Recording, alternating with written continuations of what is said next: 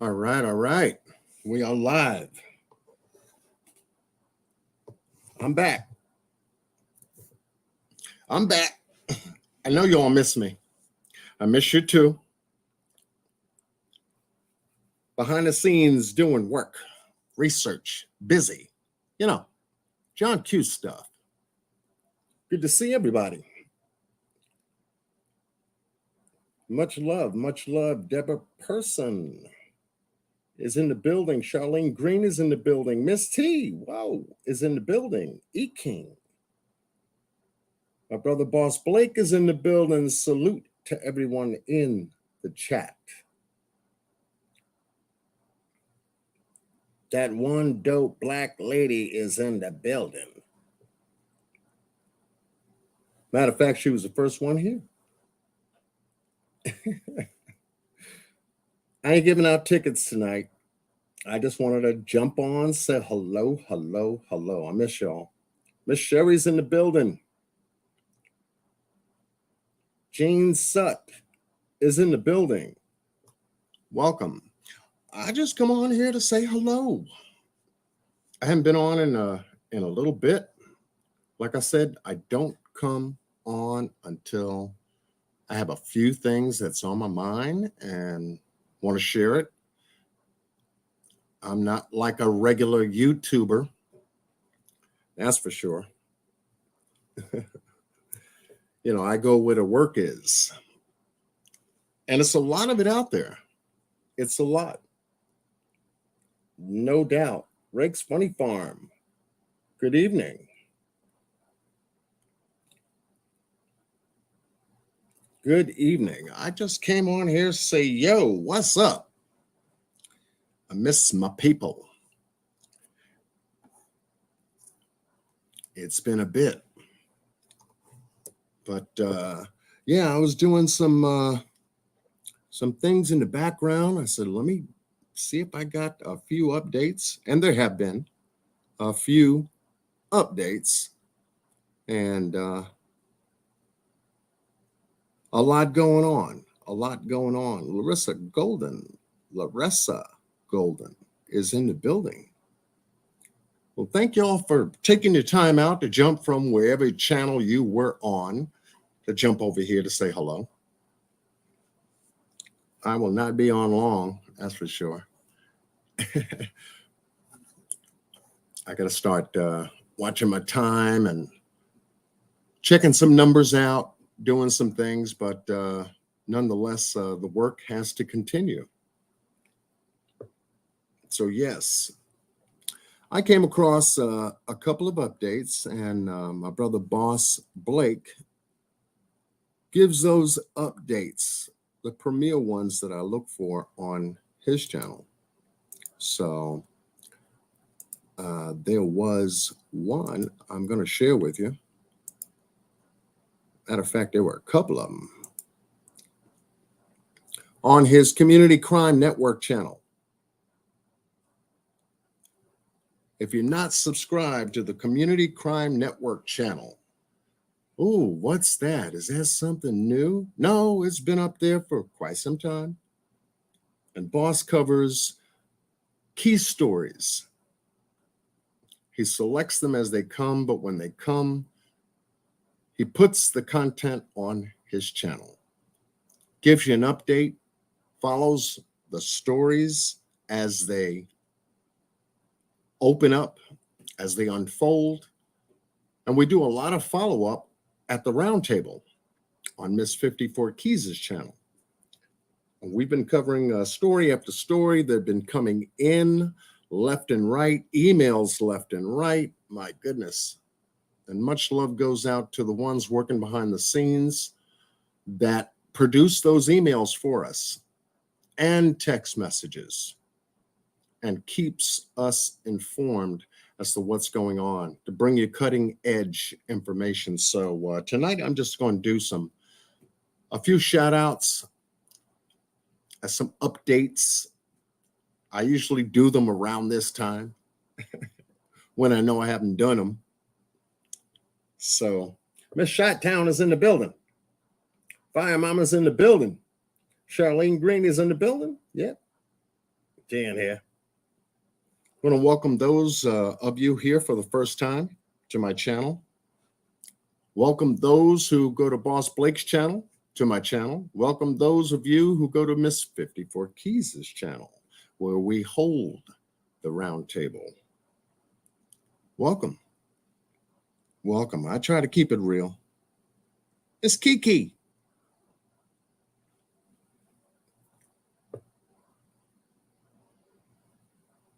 Is in the building. Yeah, but we're coming back to back to back to back to back to back. And it's good to know that there are content creators out there that are in, for lack of a better word, a jet stream, where we can feed off of each other and keep a story going. Miss Joanna is in the building. Much love, much love. But I wanted to put some focus on the Community Crime Channel, Community Crime Network Channel. Bosses did a lot of work here in terms of condensing a great composite of different stories that matter to a lot of us. And we try to cover these stories in lives or do videos on them as best we can. But the snippets that he's able to put together, they're not long. They're nice and short, 2 minutes, 3 minutes, gives you a news update. And it focuses on developing stories as they unfold. So if you are not subscribed, okay, please do. Now, I've been telling Boss about, notifications and stuff like that. YouTube is still very funny. They do, all kinds of shadow stuff in the background, but we try to do our best. I try to, anyway, to do my best from time to time to highlight certain content creator channels for the folks that are out here in the true crime community that's looking for substance, not just looking for the bullshit all the time. That we got plenty of. 96% of the stuff out there, is entertainment to a large degree. Entertainment, you want to hang out, kill an hour here or there before you go to bed, whatever. They got those channels out there. I'm not knocking them. They got to do what they got to do too. They got to do what they got to do.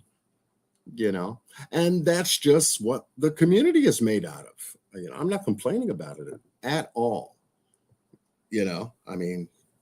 People got to do what they got to do. And so Community Crime Network Channel is one of my favorite channels.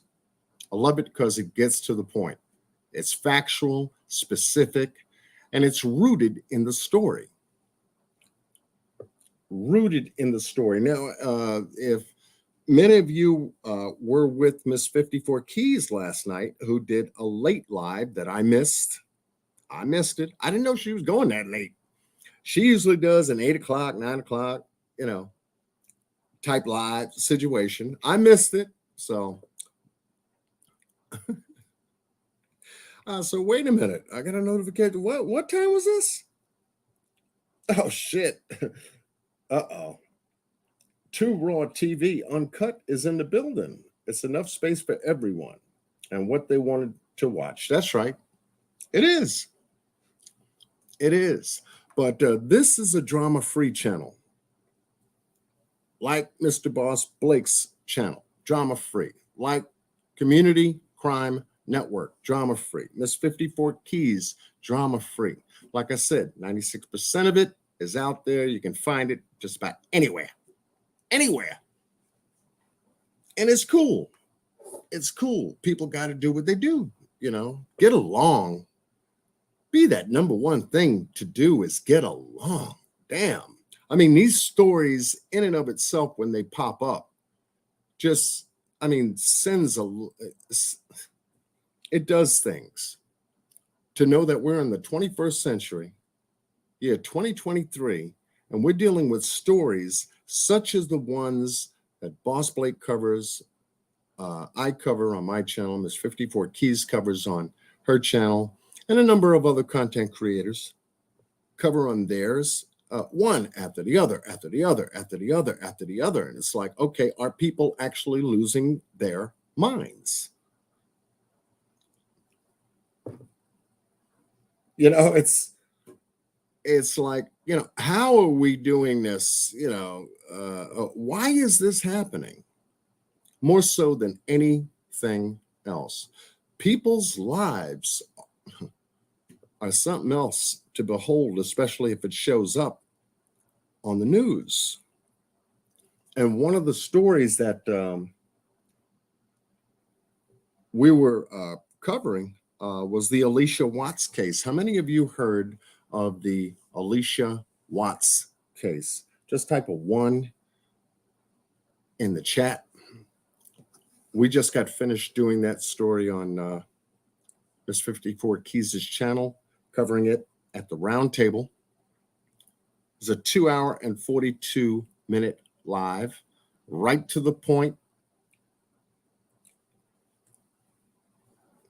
We gave it our best, as we always do.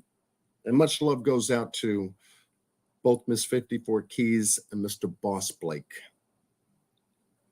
Time is of the essence, and let me tell you, it has been a very rare thing for me to come across two content creators where, you know, we put time in, dedicated time, not just a couple hours. We could spend anywhere between 3, 4 hours, 5, 6 hours, give or take, any day of the week behind the scenes, digging all over the place. And thank God there are 3 of us. Well, there are more than 3 of us. We're 3 on panel, but there are other people behind the scenes sending us information, clips, news articles. I mean, you name it. Photographs, pictures, everything that we need. Go to Facebook, go to Instagram, go. And we're gone. And we start to collectively put together the stories that we present at the roundtable. So much love that goes out to everyone that's subscribed to the roundtable over at Miss 54 Keys' channel. You know, the backup to all of this is what Boss does on the Community Crime Network channel here.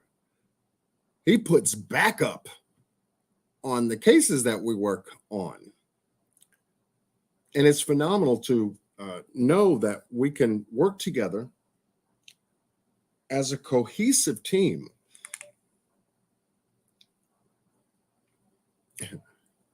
And get the job done in such a way that a lot of you have been attracted to. And thank you. Thank you for your time. Thank you for your blessing. Blue Devil G is in the building. Lisa McIntosh is in the building. Okay. And it's critical when you know that there are going to be some people out there, you know, trying to handle the story the best way they can. Now they work independently, you know, they can do independent work and feel that, you know, that's where they live and everything works for them that way. Great, you know, but when you can work as a team, when you can find folks of like-mindedness that can work as a team, it's amazing. Yes, we have our differences. Yes, we will chop it up and debate certain things.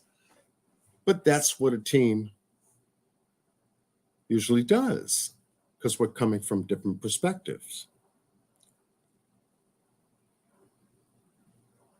But thank goodness for the team that I'm working with. And thank goodness for the subscribers who continue to follow us. And not only follow us, but support us. You know, they'll send a little Cashapp, you know, unexpectedly, just because they bumped into your video, or a PayPal or a super chat. I don't have that, you know, the super chat stuff hooked up. Like I said, you know, I wasn't monetizing my channel, and it's still not monetized.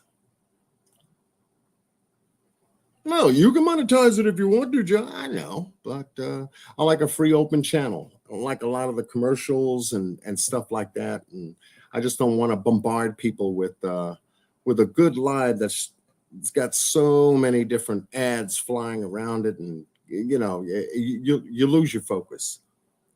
So I said, I will just keep that down. And those people that have supported the channel in the past, much love to you. Miss Oklahoma, Miss Justice, Molly 13. I mean, the list goes on. Carol Smith, Shamino Wright, and most of you, a lot of you have been following me. Chris is in the building.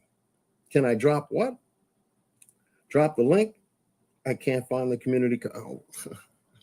Yeah, we'll definitely drop the link. Let me see who's in here. Boss is in here. Boss, drop your link. Drop your link. Drop your link. Boss is in here. Usually Miss Justice is here, but we got people in different time zones.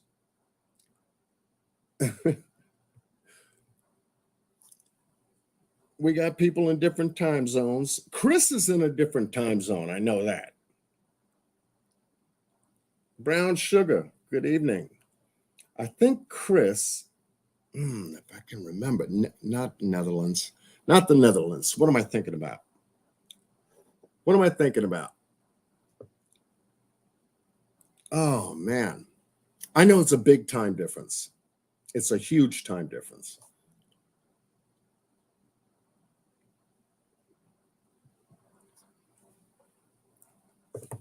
Chris, help me out. Oh, nope. Chris is from Brooklyn.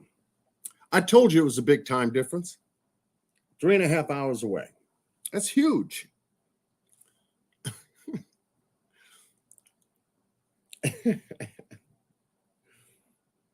I'm originally born and educated and raised in Brooklyn, East New York, by the way. I thought that'd get you, Chris. I thought that'd get you. We got to stick together. 3.5 hours. Wow, that's a big time difference. Big, huge time difference.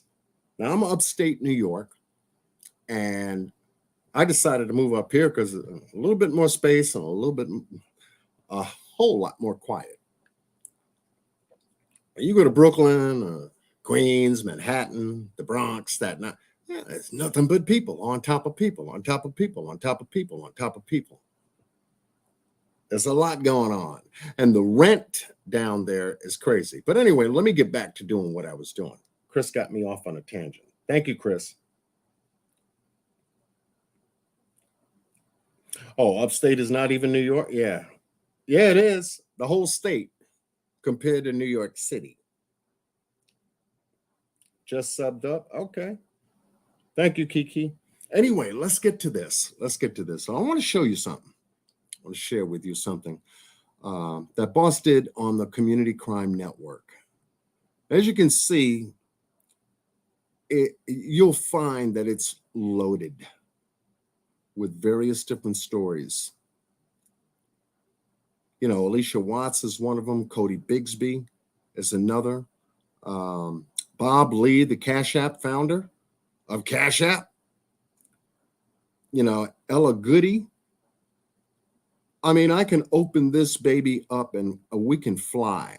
He's covered the Orrin and Orson West case, Kanika Jenkins case. He's Summer Wells. He's got up in here. He's got a treasure trove of different cases that we don't even pay attention to or more or less, see from time to time. But this is why I'm so glad that he decided to put together a channel specifically to cover a lot of the stories that are out there but are missed by a huge majority of us, because some content creators get stuck on one story and that's it. That's all they know. And that's unfortunate. That's unfortunate. They get stuck. And when they get stuck, it's like the world is still turning how much more can you get from just that one story when the information has stopped? You really can't go too far with a story, not unless the information is flowing. Thank you, Fire Mama. September 13th, sentencing for Trezell and Jacqueline West got pushed to a later date. And they've been pushing that date on that case, oh my God, well, before the case even started. Because it was so much overwhelming information in that case. But anyway, here's a clip I want to share with you. I'm going to get it hot. The Alicia Watts case. And this was updated just, 2 days ago? 2 days ago. And you'll find this and many more. Let me just hook this up here. Got to get this hooked up. Thank you, boss, for putting this up. There we go. They got to blow stuff up, you know what I mean? So people can see. Sweet Melissa is in the house. How far upstate are you? I live in PA, 2 hours from New York, 6 hours from New York City. Hey, Sweet Melissa. I am, 45 minutes from Syracuse. So I can get to Buffalo, New York in about 4 hours. I can get to Albany in 4 hours. So between the 2 points, 8 hours travel from point to point. I'm right in the middle. Right in the middle. So, yeah. So let's get to this clip and find out. And those of you who typed a 1 in the chat, Miss Angel, welcome. It must be getting cold. No, not yet. We're still sitting at 72 degrees right about now, Miss Angel.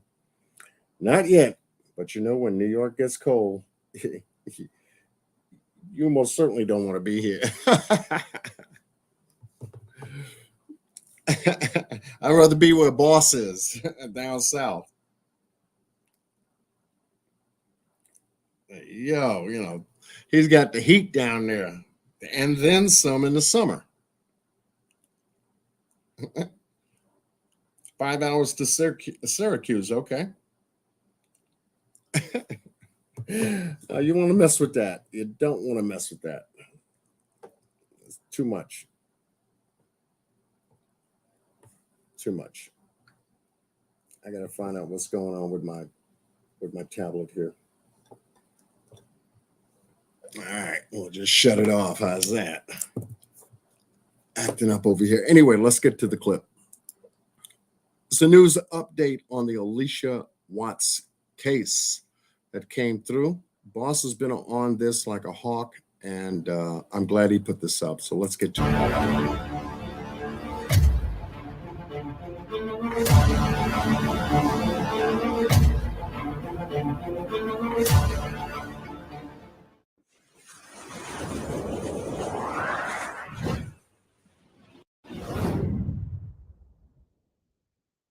Yeah, Steve, Lauren, as you said, those documents we obtained shed new light on Alicia's boyfriend's both his recent criminal history and his personal life. And so far, investigators have stopped short of calling James Dunmore a suspect in this case, but they have referred to him as a person of interest. And now Alicia's family is pleading with Dunmore to come forward with any information he may have on Alicia's whereabouts.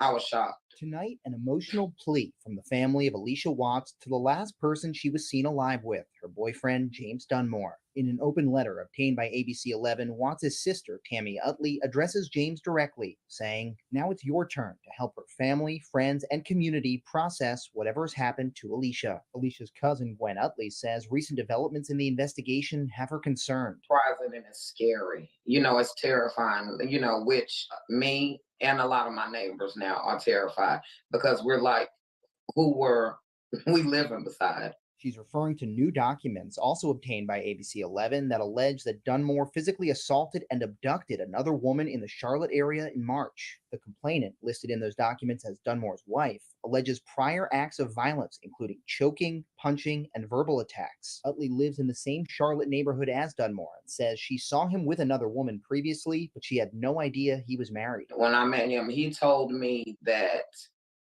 he was not married. He told me I've seen the lady that he was with when I moved here, and he told me that that was his girlfriend. Now, Utley says she fears the person she thought she knew wasn't that person at all. Well, I know that he wasn't considered a suspect at first, and now he's a person of interest, which he should have been in the first place, because you know that he was the last person that my cousin Alicia was seen with, because I seen it with my own eyes. We're still working to learn why these documents were filed here in Durham County. The complainant has a Charlotte address listed. And we also just obtained a copy of this incident report from the Charlotte area that says that on July 20th, police found a 9mm shell casing outside of Dunmore's house. That July 20th date, the same day that they first listed him as a person of interest. So obviously a lot of questions we'll be having to follow up on here in the coming days. Live in Durham. Wow, they got a lot of questions on this case.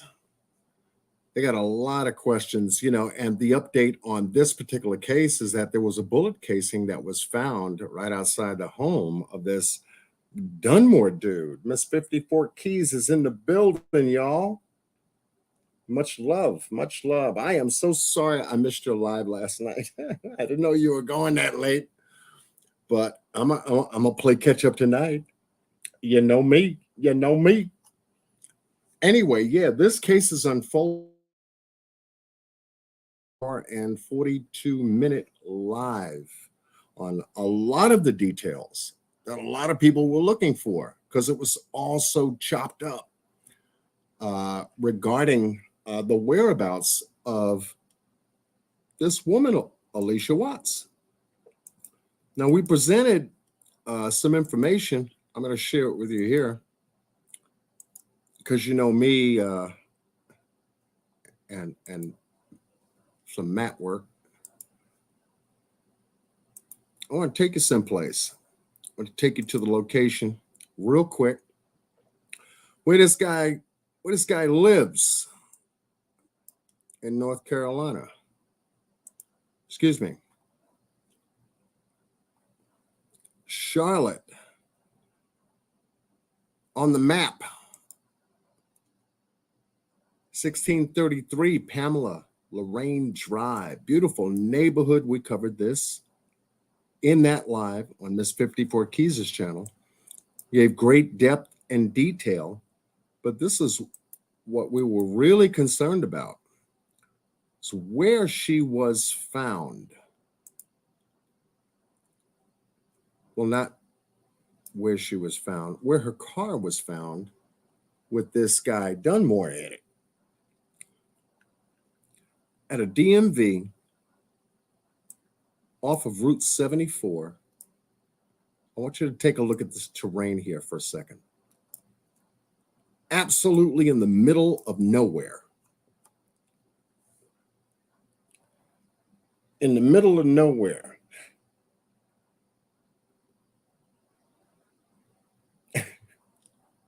Don't start with the blue hair, 54. We already covered that. I know it's hard on the eyes. Blue hair and green hair. And I say, my sisters, what are you doing? How on earth do you think you're attractive or going to be that more attractive with blue and green hair? Goddamn wigs. They're fucking us up. And see, I can say that on my channel without worrying about getting struck. I can't take that. Oh, man. They are beautiful black women. See, now she got me off on a tangent. Thank you, 54. I'll get you back for that. I can't.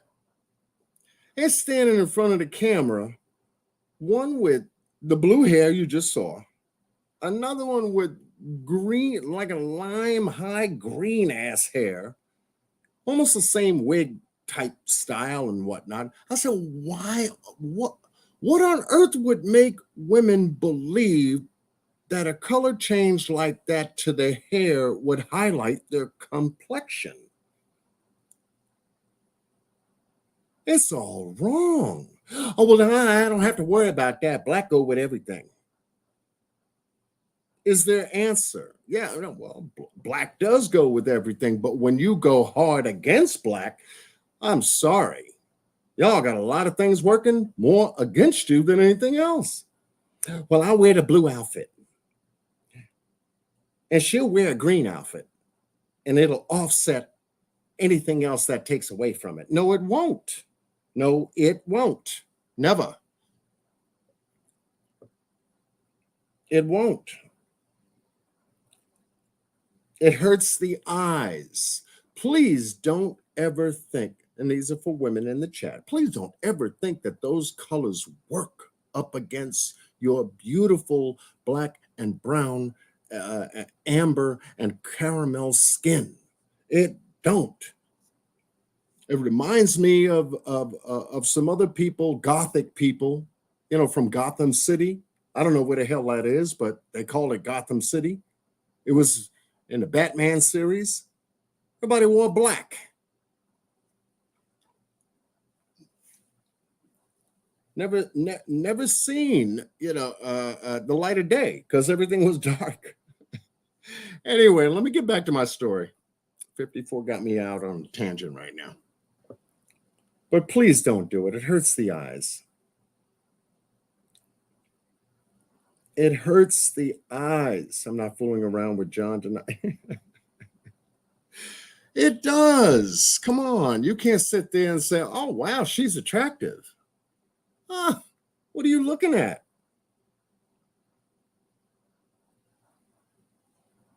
The blue takes away from the attractiveness that's there because you're too busy focused on the blue. Okay, well, there's got to be some hair under there somewhere. Please keep your natural hair and stop messing around with these byproducts that are out here.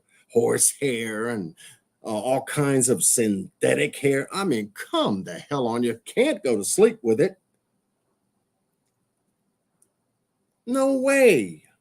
You ain't going to wake up looking like it either because you got to take it off. Go natural, like your skin. Stop messing around. Anyway, the car was found at this DMV location here. Dude was in the car.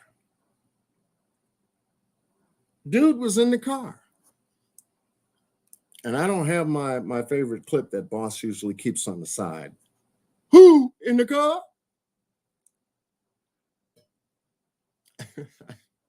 Yeah, dude was in the car. He was in the car. When the police found him, state troopers that is, on Tuesday, and we're looking at a early morning type of contact. Tuesday morning, the 18th, he was found in the car, allegedly taking a nap. As that's what he told police, state troopers, he was napping. Lord knows what else he told them. They kind of figured nothing going wrong, nothing outside the norm. Okay, we'll let him slide. Stepped off. 3 hours later, they came back, and now he's unresponsive. Same dude, same car, same location. When we pinpoint this location, I only bring you here to show you the location. This is a soil conservation area right off of 74. What's also interesting is that this is 1,000 feet from the entrance to the DMV. Also 1,000 feet to the left of it is another interesting part. And this takes you to the Anniston landfill, this road right here, off of 74, takes you to the back, very isolated on both sides. Takes you all the way to the back. Damn thing looks like a damn state, don't it? Look at this. Look how big that parcel is. Look how big that parcel is. That's got to be well over 1,000 acres, give or take a hell of a lot more than that.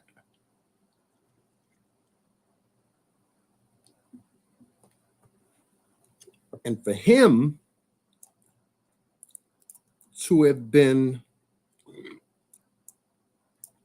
just so conveniently here when they found him. So on that live, we encouraged that if anyone from the Mecklenburg Police Department, Detective Squad, Search and Rescue for Alicia Watts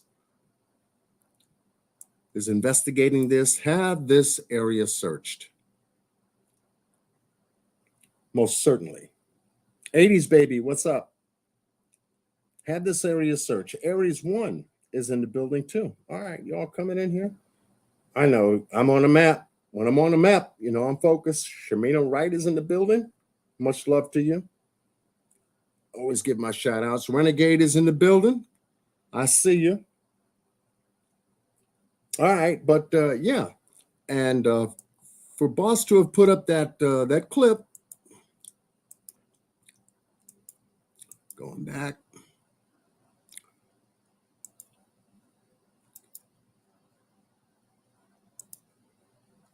Done an amazing job to cover that story on his channel and other stories as well. Cody Bigsby's father charged in Cody's death. How many of you heard about Cody Bigsby? Type of 1. Tansis is in the house. Salute.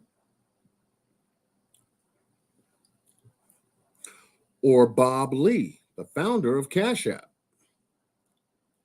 That was an interesting story. Somebody killed him. Yeah, Cody Bigsby. Dad looks like he's aged like forever. Ernestine Smith, Ra the Creator, welcome. Miss Justice, welcome. There she is.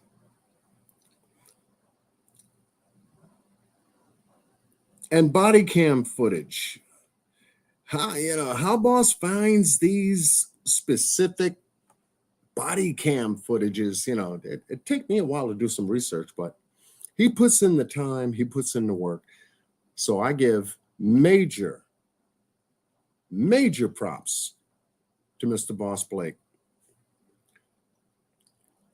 He knows what he's looking for because he's looking for the answers. That's why the channel pinpoints facts. His channel pinpoints facts. Yeah, give it up for Boss. Much love to you, Boss. I know it's not your birthday. I'm just warming up. How's that? But yeah, let's take a look at this real quick. Now, here is 3 days ago. Already well over 6,000 views on Alicia Watts, the first 48.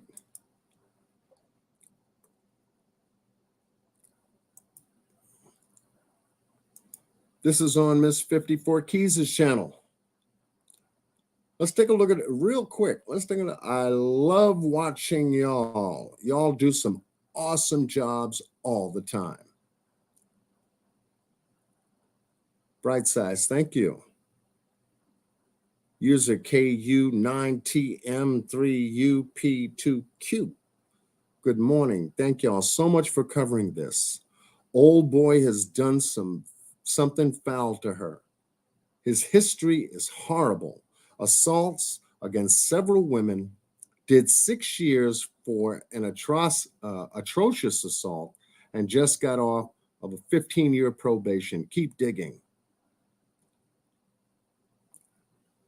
You go down in the comments.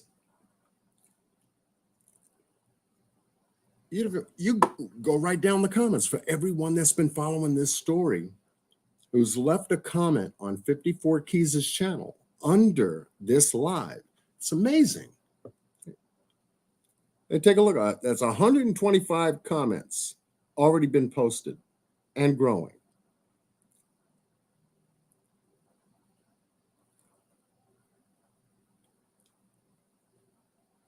Anthony C. 1439. I thoroughly enjoyed this live, informative and helpful, totally unified and on topic with mature fun.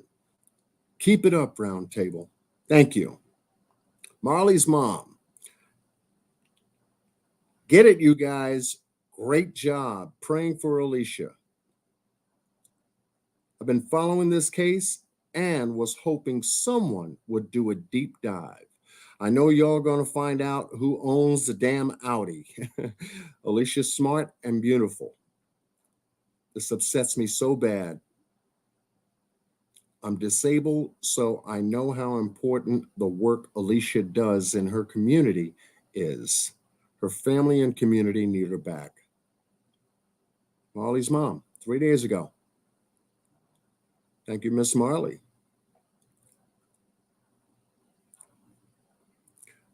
Too Rich 40.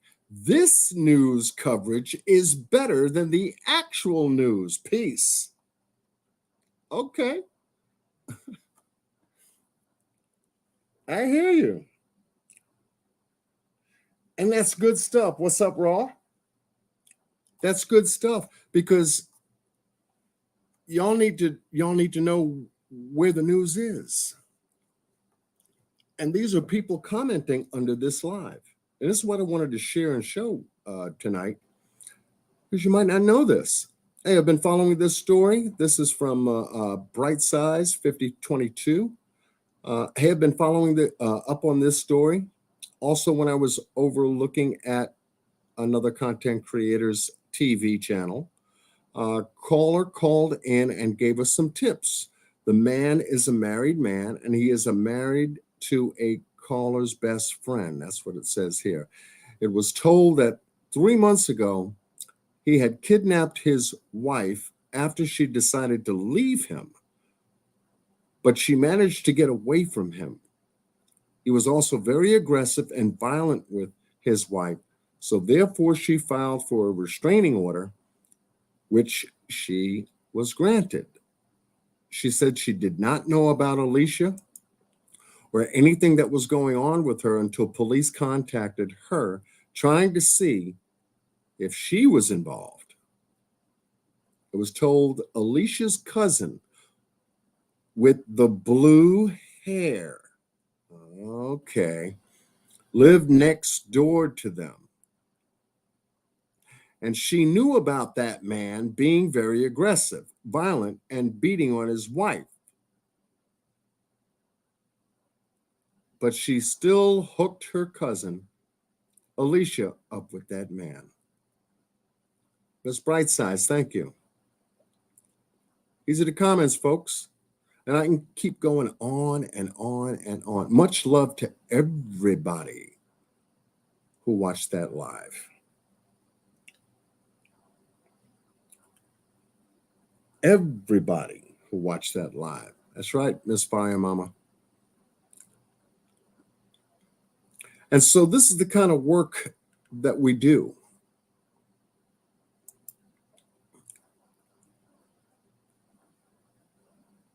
You need to disconnect that cable, cause if you want the truth, we at the round table.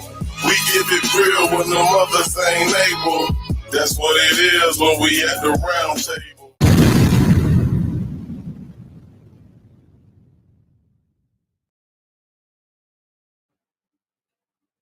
What's going on, my good people? Come on in here. What's going on, Sweets? What's going on, Nee? Sharon Boyd in the building. What's going on, Mika? I see you, baby. There goes Shia. Mama J in the building. And Shamina in here. I see y'all riding through. Pull up. Because we got something to show y'all. We got something to show y'all. Yeah, tonight's going to be good. It's going to be good. Yes, Lord.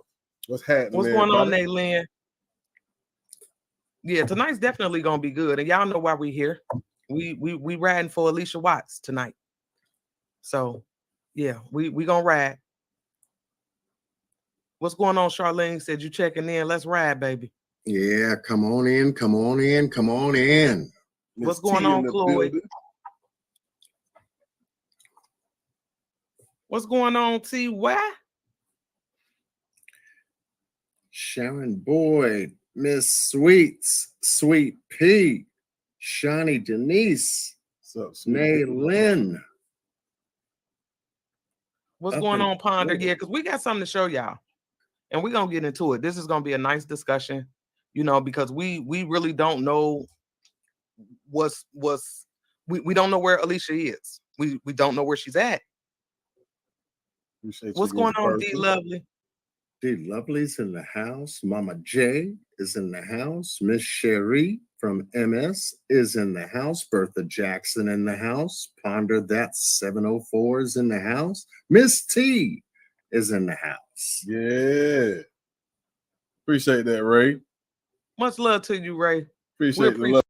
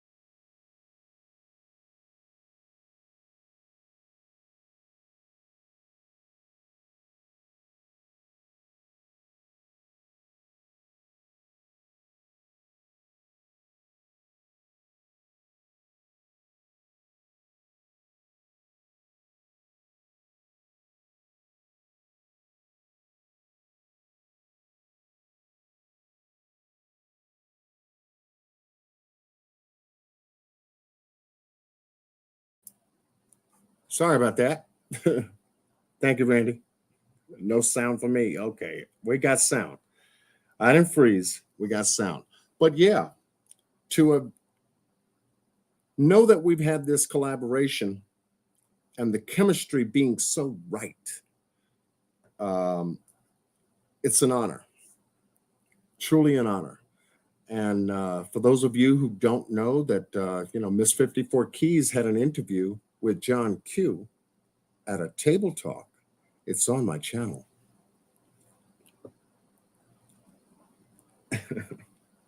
It's on my channel. And she was able to come to table talk and let her hair down, stretch her legs out, and say, yeah, I can relax with John. Okay. She is strictly focused on in the area of true crime, but you don't see her like you would normally see her or hear her on a table talk. So for those of you who missed that table talk, go back on my channel and listen to that table talk. It's interesting how she got into the true crime field. It's interesting how she thinks, because she gets right to the butt of the information, the why. Boss Blake does the same thing. Why? John Q, why? Oh, well, hell, the three of us going why, I'm sure we'll find the answer. Sure, we will find the answer. What's the name of the live, John Q? It's on my Table Talk playlist. Let's see if I can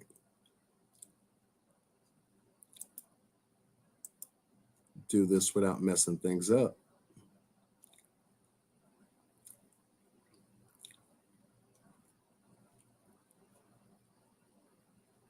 There it is.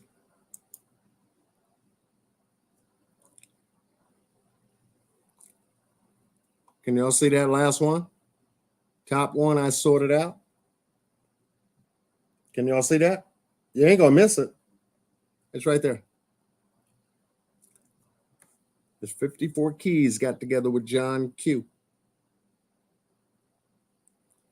June 23rd.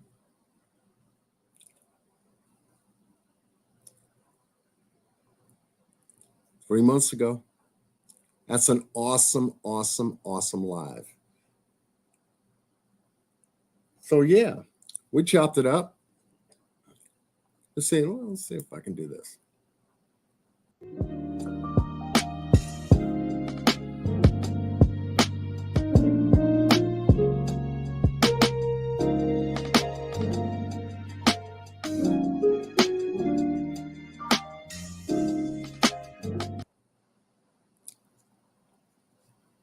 This was the second anniversary, and she covered this in a 12-minute video that really tightened everything that I was looking for. So regarding further ado, Kanika Jenkins. We screaming justice for Kanika. We forever J for K.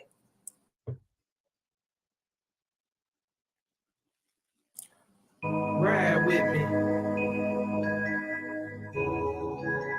Forever J for K. Where my purple hearts.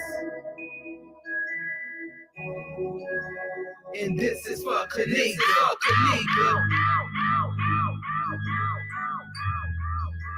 Forever J for K. Where my purple hearts.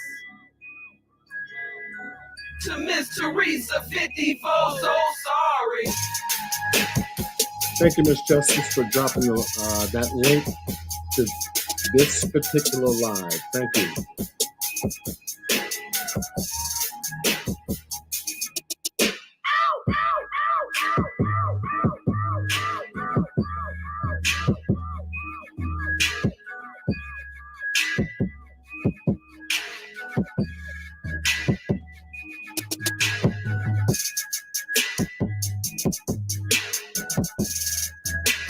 Welcome, Miss New Orleans lady. Miss 45 is in the building. Thank you. Good to see you. 10 is in the building. You're not late. You're not late.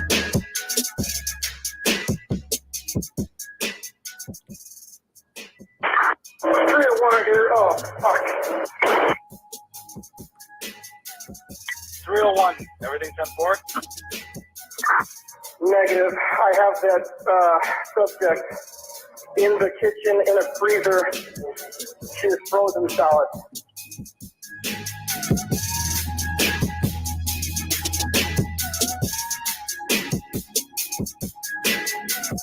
Yeah. 6 years.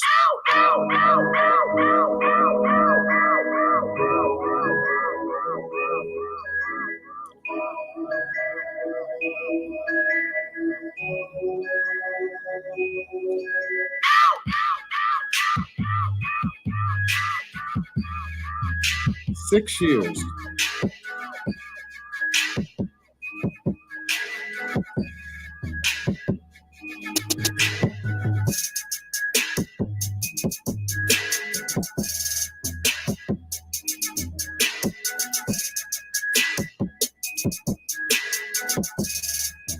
Nobody has been arrested. That's right.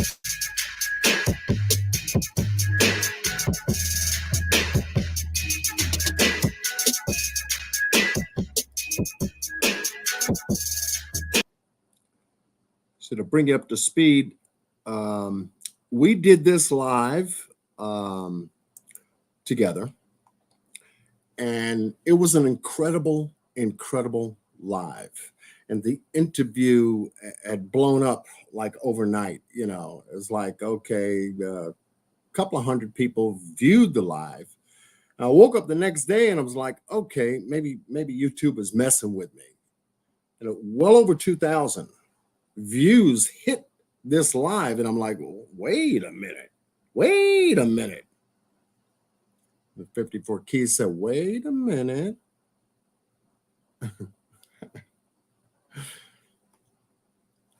That's what I said. I said, wait a minute. Yeah. So if you haven't seen this live, it's a table talk, an exclusive interview with Miss 54 Keys. It is a must watch. It's I guarantee you, you'll learn something. As boss said, we teach.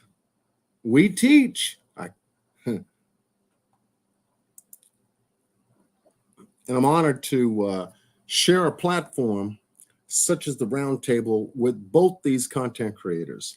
We've got some people in the background working behind the scenes on the Roundtable. Carol Smith, one of the hardest working overnight sensations I could say that is out there with the information and sends it to us.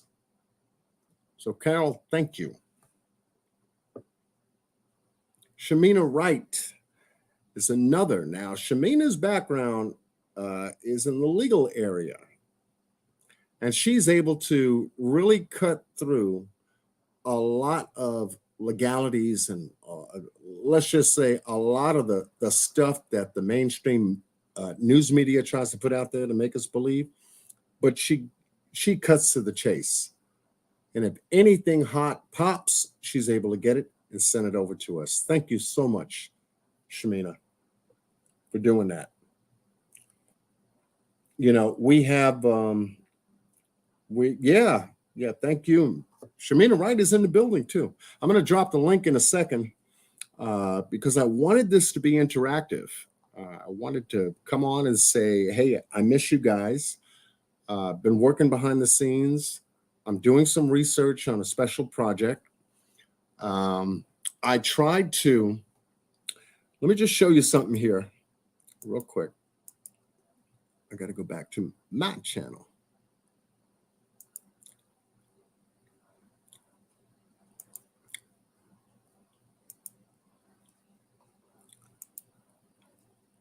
Got to take you back to me. All right. So here's my channel, right? John Q's Live. We are here now.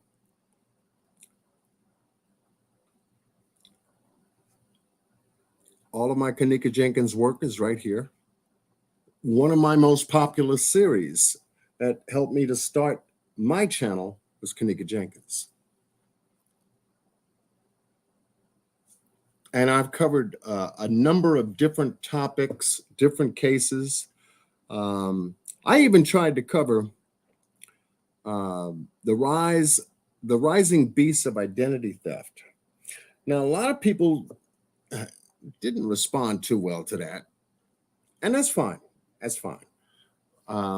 They know the problem out there, you know, and it was just a live I wanted to do just to bring to the attention of a lot of us that may not know that there is technology out there in the hands of other people in other places around the world doing some shady shit to regular, hardworking, family-growing people like us. And that video did about a little over 222 views. So it was like, okay, John, that's boring. So when it came to doing the interview with 54 Keys, I went well off the scale. When it came to doing Carly Russell, numbers went up. Now that was a case that we covered on the Roundtable too.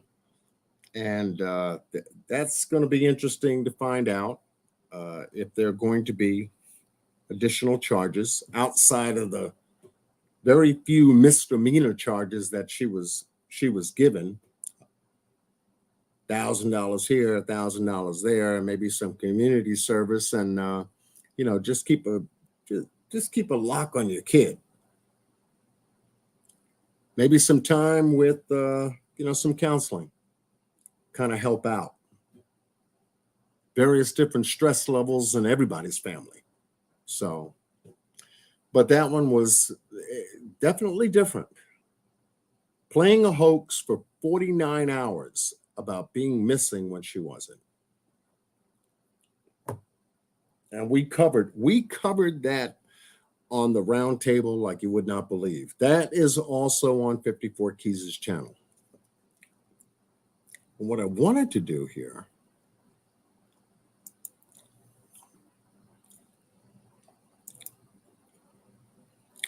Shanquella Robinson was another case we covered.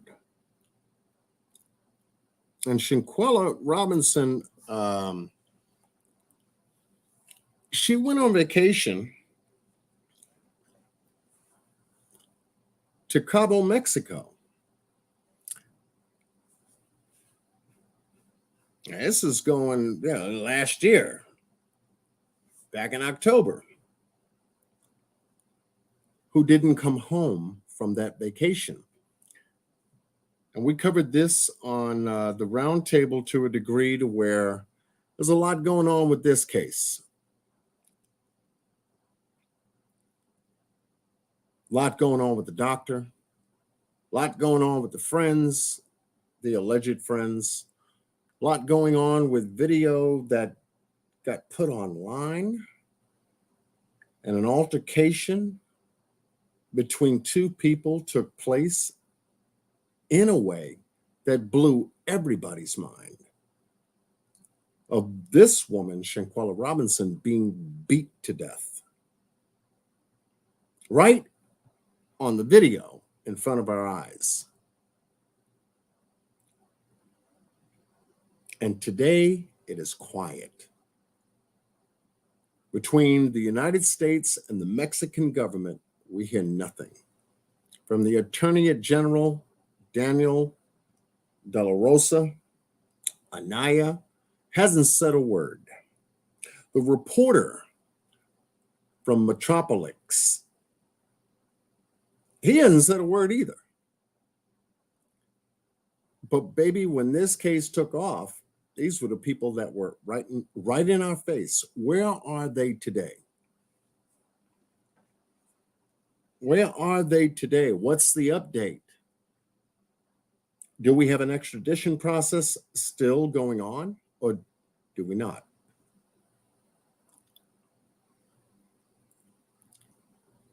So Shanquella's family is held in limbo, unfortunately, in getting justice for her. And the 6 people she went on vacation with is back here in the United States, and they're just floating around. Nothing to it. I'm just going to get back to my life as best as I can and stay the hell away from social media, because those people don't know what the hell they're talking about.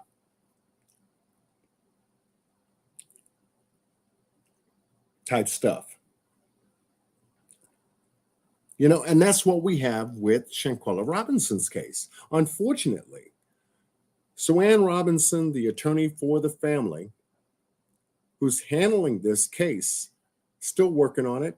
Benjamin Crump, the attorney, civil rights attorney, still backing her and working on the case. Aside from other cases, hopefully we'll be able to, have somebody shed some light on some of the extra details that this case encompasses for it to come out. Because there is a whole lot more. People do know more than what they've said.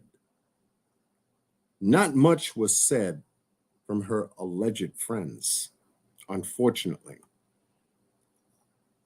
But that's all that needs to come out. It's just a change or a shift in either the legal process between the United States and Mexico, or one of the alleged friends fesses up, because there is more gain to covering your ass than not.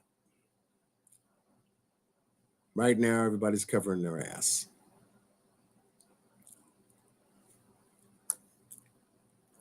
Nothing to barter. If I say this regarding this, what do I get back? Type stuff. Oh, well, that's not enough. That ain't going to protect me. No need, no worry, nothing here to see. And it's unfortunate, but yes, justice for Shanquella. You know, another case that I've talked to you about is the Daniel Robinson case. There's another extraordinary case. 25-year-old geologist working for New Matrix World out in Buckeye, Arizona, goes missing on June 23rd of 2021, 7 days after Summer Wells goes missing on June 15th of 2021 out in Tennessee.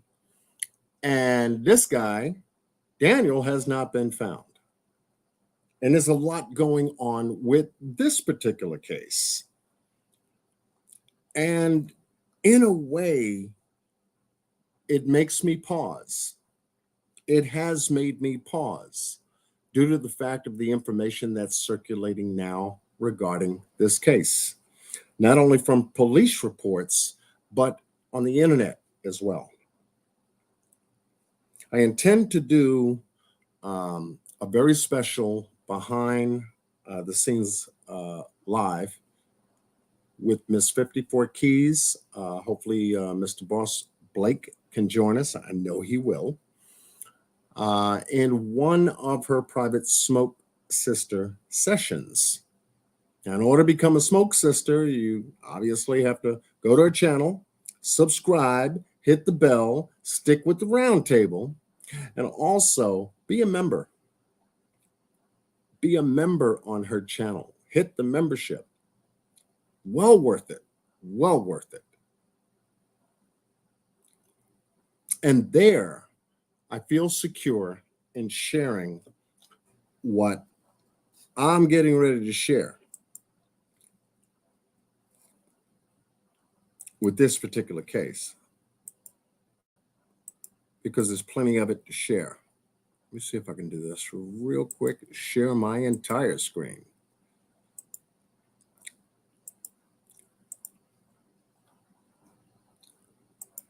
Because there was a huge difference when I brought this case up.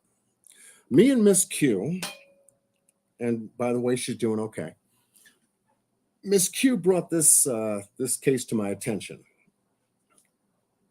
When she did, she came with this 54-page police report from the Buckeye Police Department out of Buckeye, Arizona.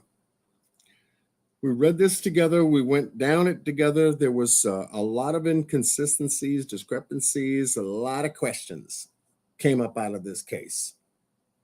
All right? Okay. Regarding Daniel.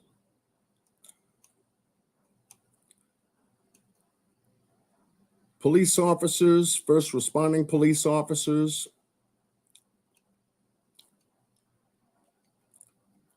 who else was involved? The names within that, the body of the report, the dates they were contacted, the family members that were contacted, the investigation that unfolded and led to more and more evidence, how the report started,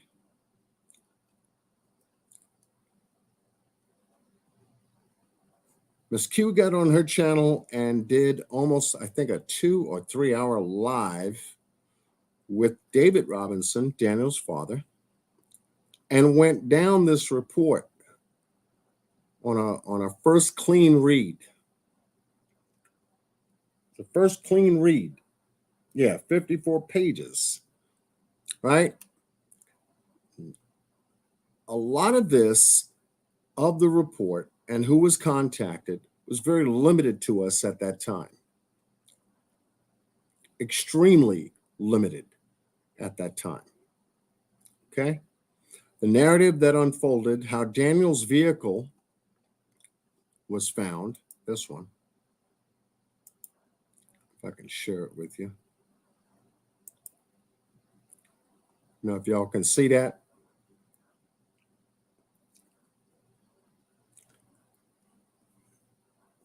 Hopefully you can. This is Daniel's father, David Robinson, who's been out searching for Daniel for the last a little over 2 years now. His son just graduating out of, I think it was Columbia University out of Charleston, South Carolina. Good looking dude. And Daniel does have a handicap. He is missing a right hand. However, becoming a geologist was his passion, was his dream. That's what he did. And he graduated with honors. His family supported him. And he went out from South Carolina all the way out to Buckeye, Arizona, to work for a company called New Matrix World, which is a field geological engineering firm. Daniel's job was to go out and get sand samples, rock samples, sediment samples for water distribution for a $600 million smart city complex out there in the Sonoran Desert, right off of Sun Valley Parkway, right off of Interstate 10 that goes west and east in Arizona. So he goes out there on June 23rd, goes to work, and shows up, from what the police report says, meets a co-worker from another pump company called Weber. It was a water pump technician company. These people specialize in getting the water out of the ground and putting the pipes in the ground to irrigate and mitigate and bring the water to the surface, especially in deep well areas such as the Sonoran Desert. Long story short, this guy who Daniel was supposed to meets him for 6 minutes. Daniel gets back in his Jeep and it ends up driving off, leaving the guy out there by himself, not knowing what the hell was going on with Daniel at the time. Whether something was going on with Daniel at the time or not, well, the 54-page police report begins to unfold a lot of the specific events that happened before he got there, during the time he was there, and then after what happened. This is his brother, mother, brother, beautiful family. Daniel's Jeep, which is a 2017 Jeep Renegade, fully equipped with a black box and infotainment system, GPS capabilities, as well as other things. So he's out here on Sun Valley Parkway going to the Sonoran Desert that morning, that very early morning. And he ends up going missing. Next thing you know, this young 25-year-old, why he left that co-worker from Weber Company is still a mystery. Remains a mystery today. But there were a lot of inconsistencies about the co-worker's statement in the police report, the 54-page police report. Daniel goes missing several hours later, not to be seen again. So what happened? July 19th, nearly a month later, Daniel's Jeep Renegade is found in a 20-foot deep ravine, 2.5 miles, almost 3 miles south of where he left the co-worker.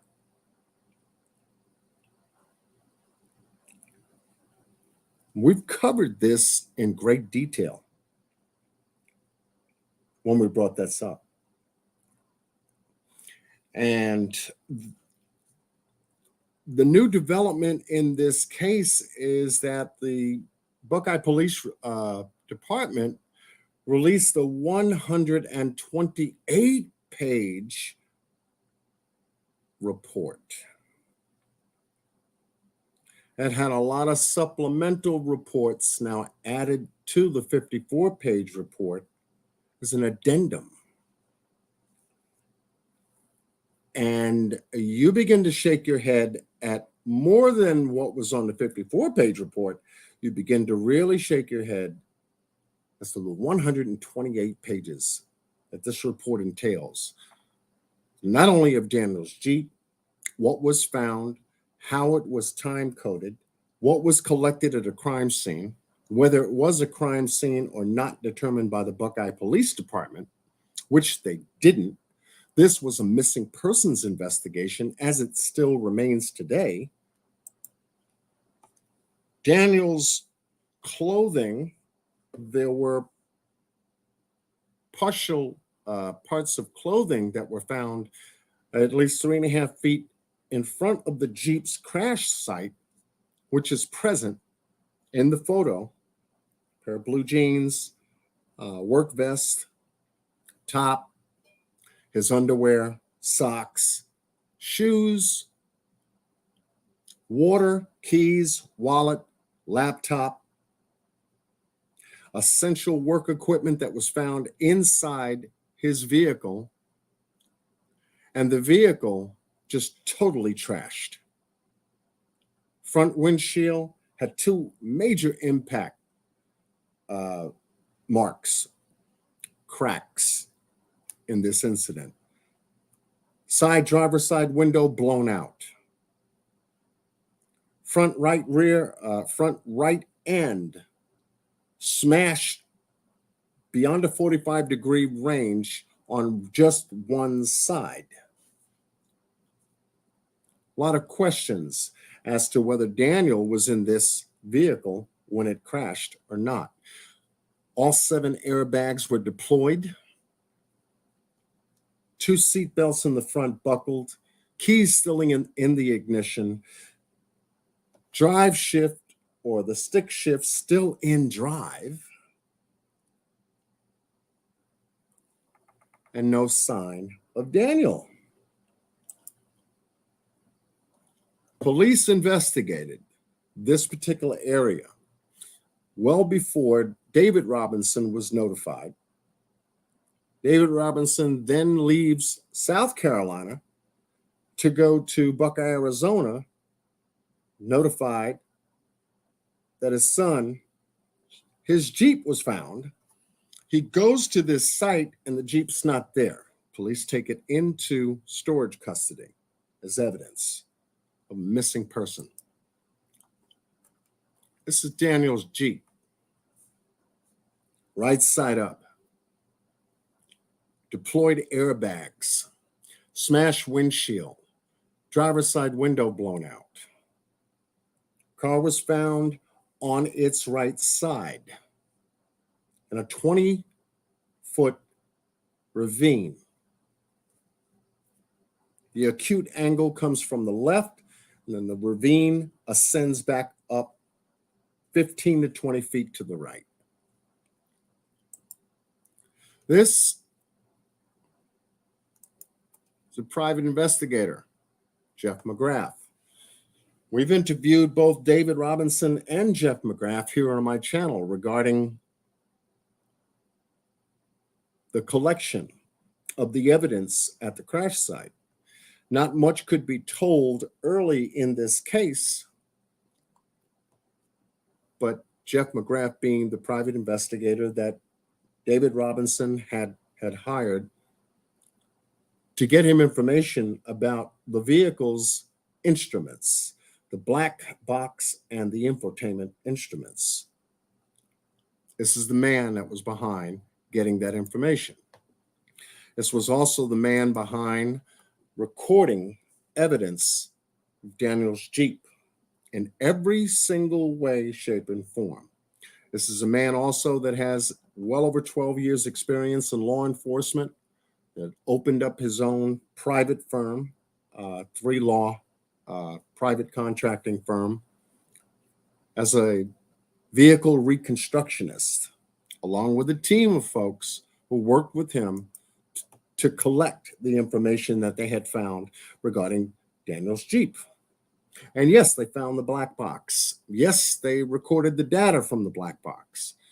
We also believe that they recorded the data from the infotainment system, the second system in Daniel's Jeep, and collected that information. This took some time. The funny thing about this is that they released this Jeep less than a week over to David Robinson.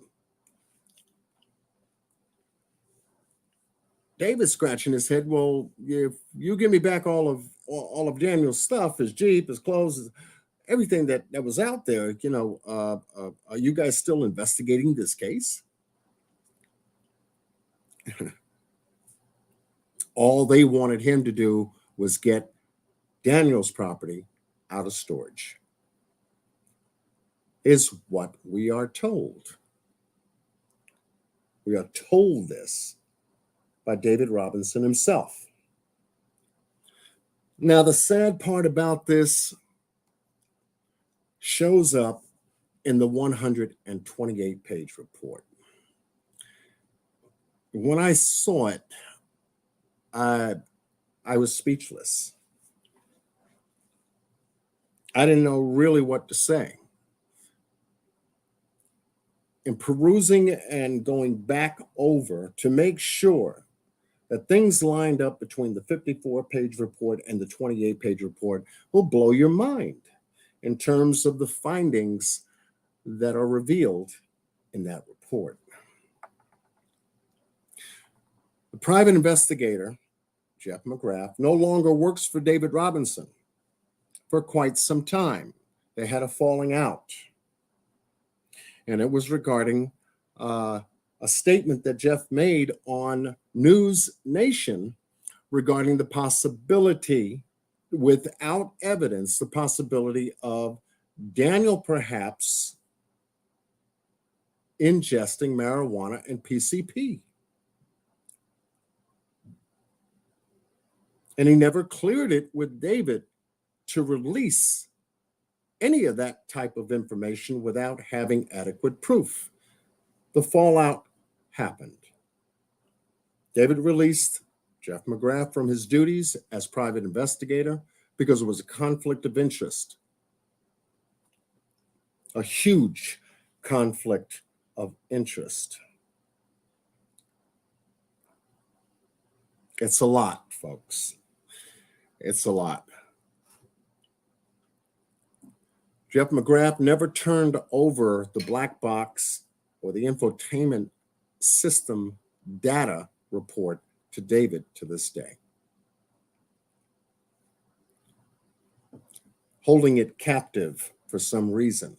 Because now if David needs that report, there's got to be some kind of a buying exchange going on between the two of them for him to get this report. All the information that was collected by this private investigator now is in the hands of this private investigator outside of David's reach. Stifles the investigation, I know. Does. For a man that stepped in wanting to help to find Daniel, now is taking a sideline. Now he's withholding information from David Robinson that could help possibly understand what happened to Daniel's vehicle a whole lot better. This guy right here. Was he working for David Robinson independently, or were there other agendas in mind? Makes you think. Then again, it makes you ask the question, if so, why? David, on the other hand, continues to look for Daniel. Little over 2 years now. As a website, please help find Daniel that I've been posting on my channel. But I'm going to say this tonight. I've been really patient with myself and withholding my personal ideas or opinions about some things that I find very disturbing. But I'm going to share them with you because hey, what happened to John Q? What happened to Daniel Robinson's case? Are you still following that? Oh yeah. Oh yeah, and you know where I started too. But I take a pause, a huge pause, because when I compared the 54-page report that was released early in the investigation as to opposed to the 128-page report that I have now, I'm perplexed about some things. There was information that one of the things that I'm perplexed about is that there was information requested by the police regarding Daniel's bank statements and several of things that they needed to investigate regarding Daniel. The unfortunate answer that is in that report is that David never released the information to the police. I said, well, if they needed that information to help them in their investigation, since they're still investigating this case, and never gave you any written notice as to the case being closed in any way, shape, or form, why would you hold back on this information?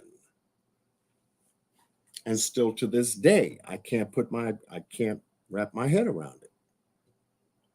Bank statements. How is Daniel spending his money? How do we track Daniel? How do we know if Daniel is still alive and is moving around? And yet certain statements that could identify that possible movement is being withheld.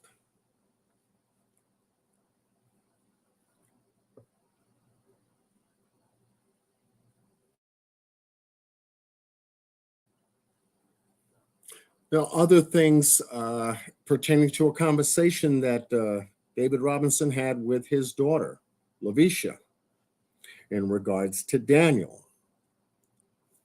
I was thrown back in, what?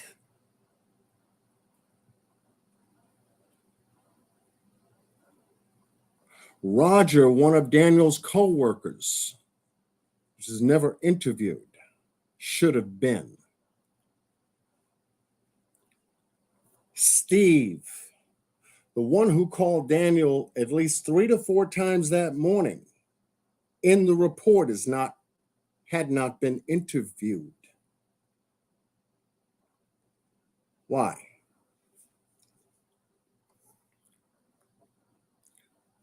And other parts in that report give us an indication that there was something going on with Daniel because of his abrupt change in appearance to not only one of his co-workers, to other people that were around Daniel at that time too.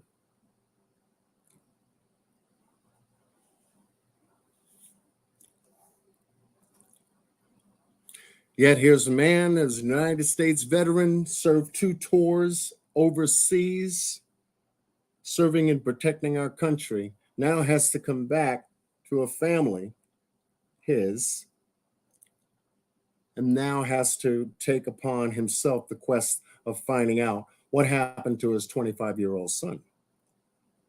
But we have to also read between the lines as to how that lifestyle occurred up until the time Daniel goes missing. A lot of key factors that play into cause and effect. Things don't just happen overnight. They don't. Things happen for a reason. Reason goes to why. Why is motive. Why did this happen?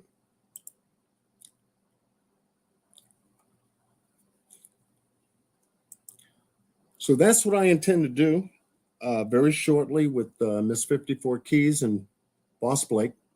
is to cover that 128-page report and give you a current update as to the way this case stands.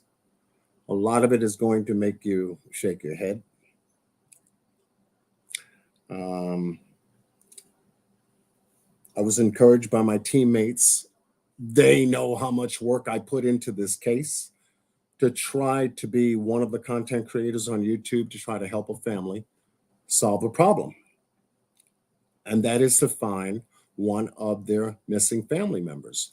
In this case, it's somewhat, for lack of a better example I can give you, it's more of a tug of war. Two sides pulling on the rope. One side not giving anything.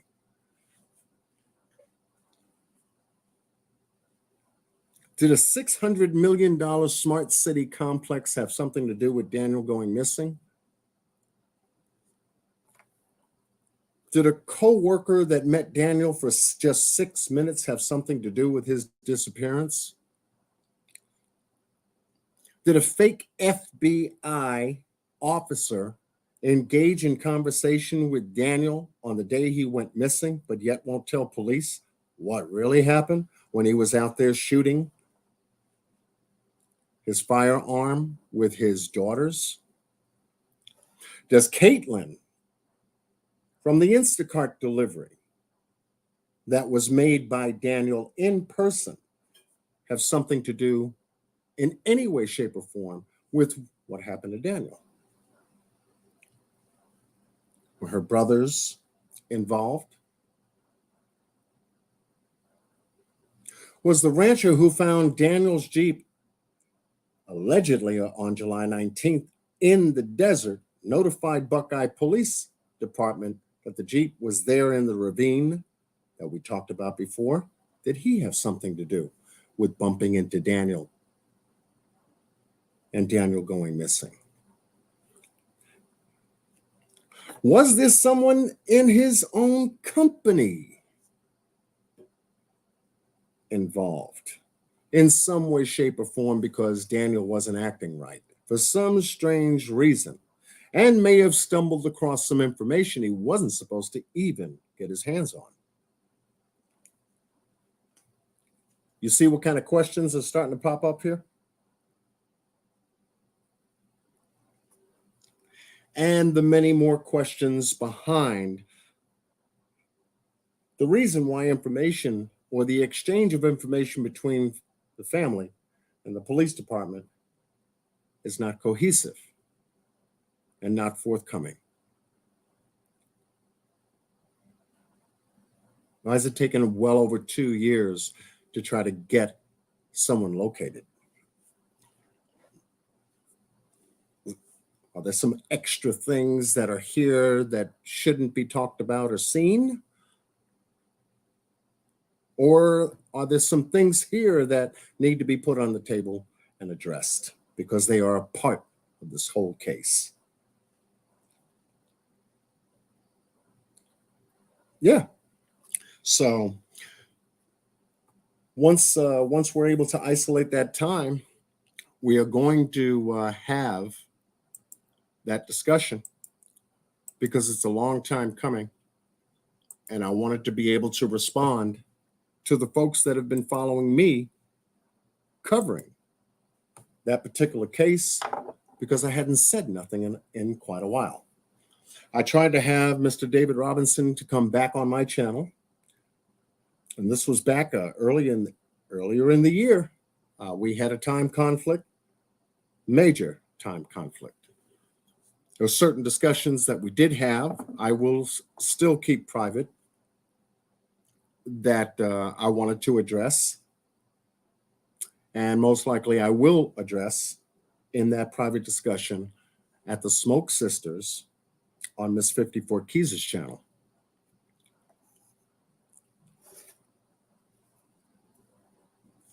Now you might ask yourself, okay, John, and everything that you said, will this change anything? Will this change anything?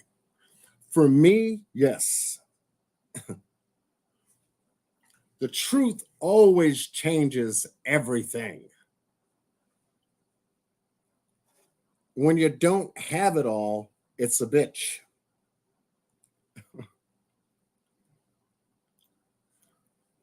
That's when it's tough. But when you have a good understanding of it and it's laid out on the table and things click together cohesively, logically, where it makes sense and you understand motives, you understand why, it's a whole lot better than trying to pick up spaghetti off the floor after you've dropped it off your plate. It's as hard as picking up spaghetti with your fingers off the floor. You ever tried it? It's a difficult task. Not unless you use some kind of utensil like the fork you were eating out of to try to scoop it back up, because you're not getting anywhere with your fingers.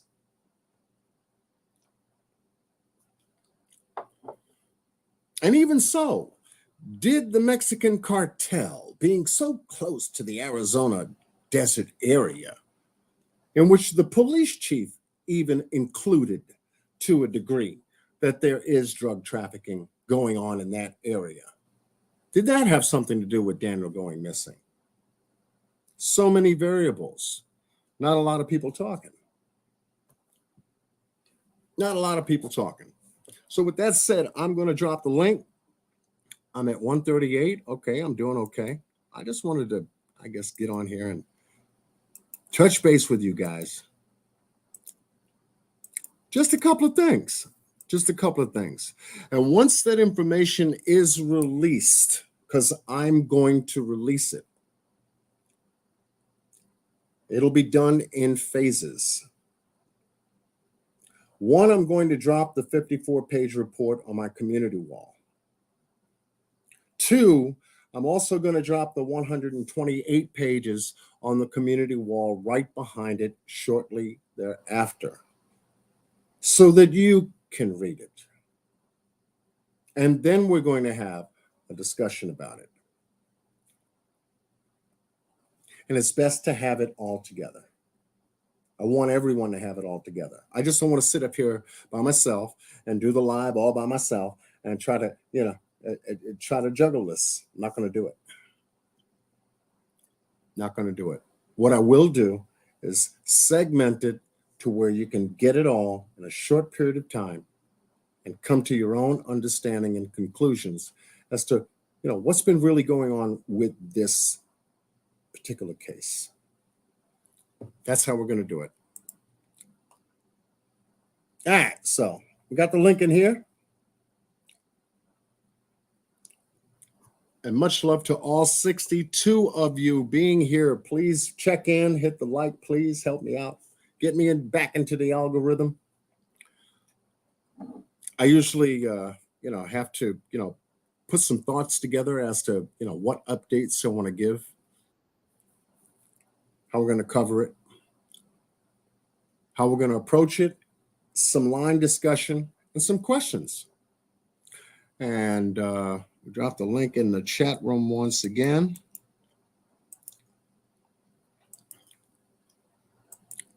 We got Miss Angel up in the house on board.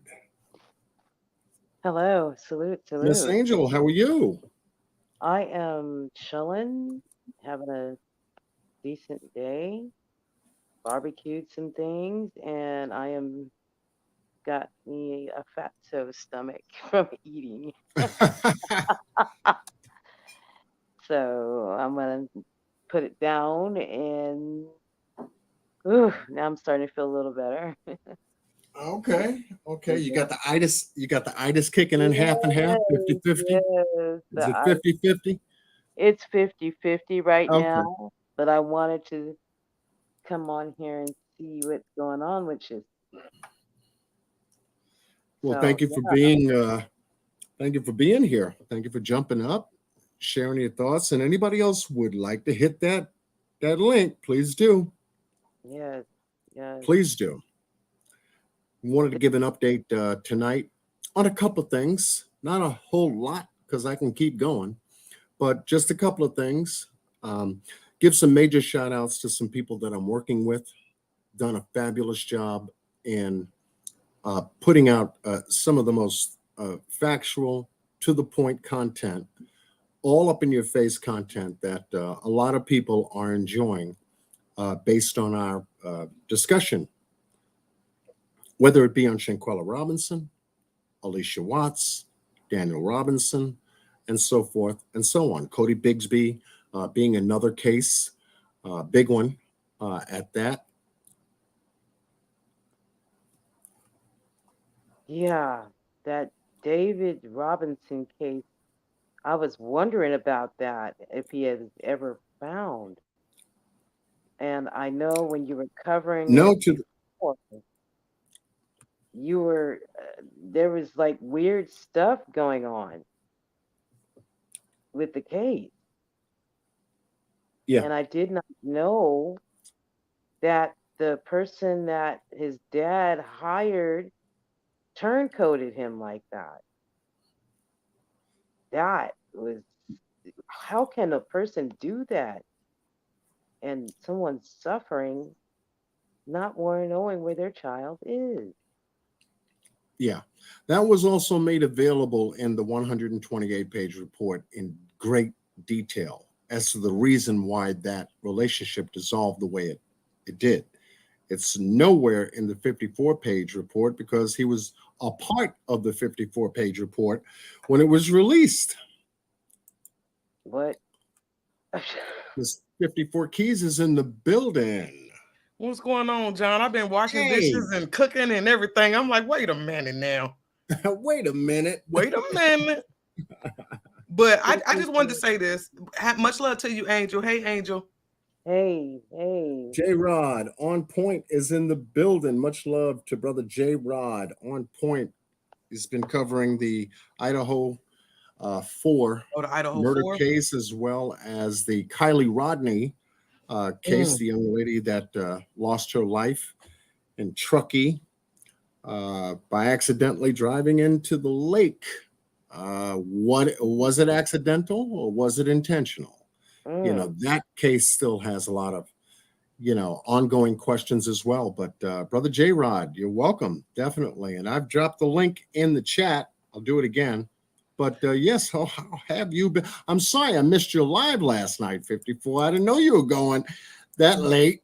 I know it was late. Don't worry about it. It's all right. It was late. It was late. But I was still trying to get everything together. But yeah, like I ain't gonna, hold you up. I just wanted to say this, especially with that Daniel Robinson case. I ain't gonna say too much because you know where I'm at with this. You know where I'm at with it. And when I say y'all, me and John was up one morning. We looked up, it was like 6 o'clock in the morning. The sun up. Me and John still going through the reports. And every time I turned around, it was question after question. I'm like, well, John, what about this? Well, what about that? And some things John did not have an answer for. You understand what I mean? And I think y'all know how I can be sometimes. So I kind of felt like, John was a little frustrated with me for a minute. But yeah, if you read them reports, man, it tells the story. It does. And all I'm gonna say is this: I don't believe Daniel is dead. I don't. I don't. And John know where I'm at with it, but I respect where John's at with it because he invested a lot of time into this case. Much love to you for that. But yeah, it's some things that y'all listen. Yeah. I ain't gonna say too much. Yeah, I'm let me get on about it. No, feel free. I want you to feel free because the endeavor to be able to do what we do as content creators. Yeah. We're just not looking at a story from the surface. That's right. We can all do that and hear what we want to hear, see what we want to see. And if it means something, okay, we'll have a conversation about it and move on. Right. But when you devote time to try to understand cause and effect in a case, that's where the real deal is. Right. When you can understand what is the cause and is this the true effect? Right. And a lot of this Daniel Robinson case, we understand the effects. What happened in the end? Okay, car crashed, he's gone. Boom. That's end stuff. Let's go backwards and try to find out the cause. And that's where this takes due diligence. It takes time. And if you can get your hands on police reports, photographs, conversations with direct immediate family that knows something about the story that's legible and that's factual, then you can begin to tie in what cause and effect had occurred a whole lot better. Yeah. This case, when you have a 54-page report, which at the round table, where that includes Mr. Boss Blake, absolutely, at the round table, reading this report and chopping through it, and then having something to compare it with called the 128-page report addendum, which was supplements to the report over a period of time. I can't see why someone who's crying out for help continues to cry out for help when the timeline in the second report is saying we've been here all this time. I feel like the main person that we should have been receiving those details from was the same person hiding details from the people. That's a problem. That's a problem. How can you ask for help? I don't want to go off on no rant, but I know. How can you ask for help and not give the people the details?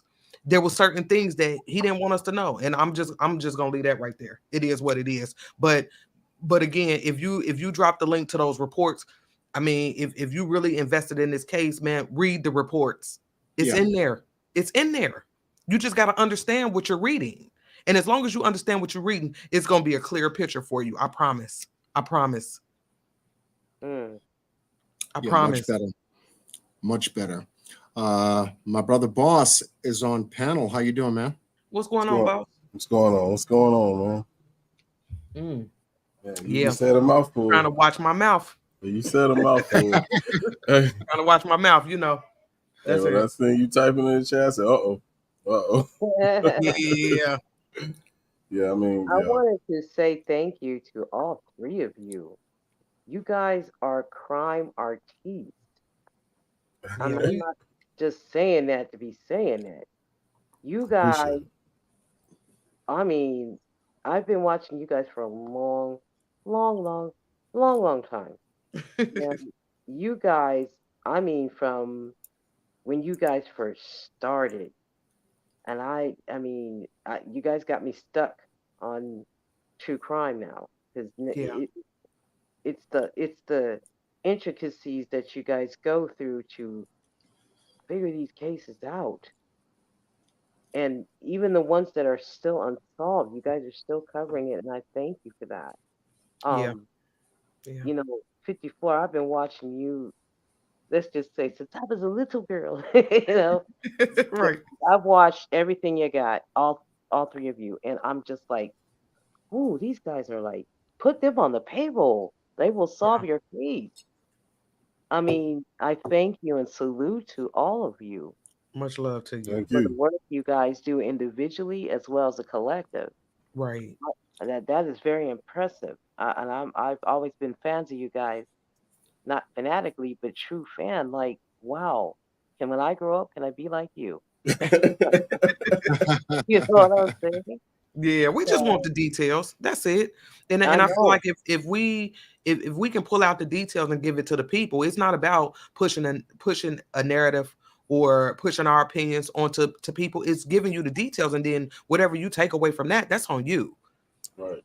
The details, I mean, the facts are the facts. You can't get around that. And so in order to try to make sense of the crime, you got to have the details. That's just it. Right. Absolutely. And I admire you guys about that. Your map work, that's one of my favorites. Oh yeah, I love the map work. Drop down on them, John. Yes. Drop down on them, John. My work schedule has increased, so I haven't been able to catch everything, but I do watch the replays of everything, and it's amazing. It's amazing what you guys do, and I thank you and salute you all. Keep doing what you're doing. Yeah, it'd be a lot of work. We put in a lot of time. We do.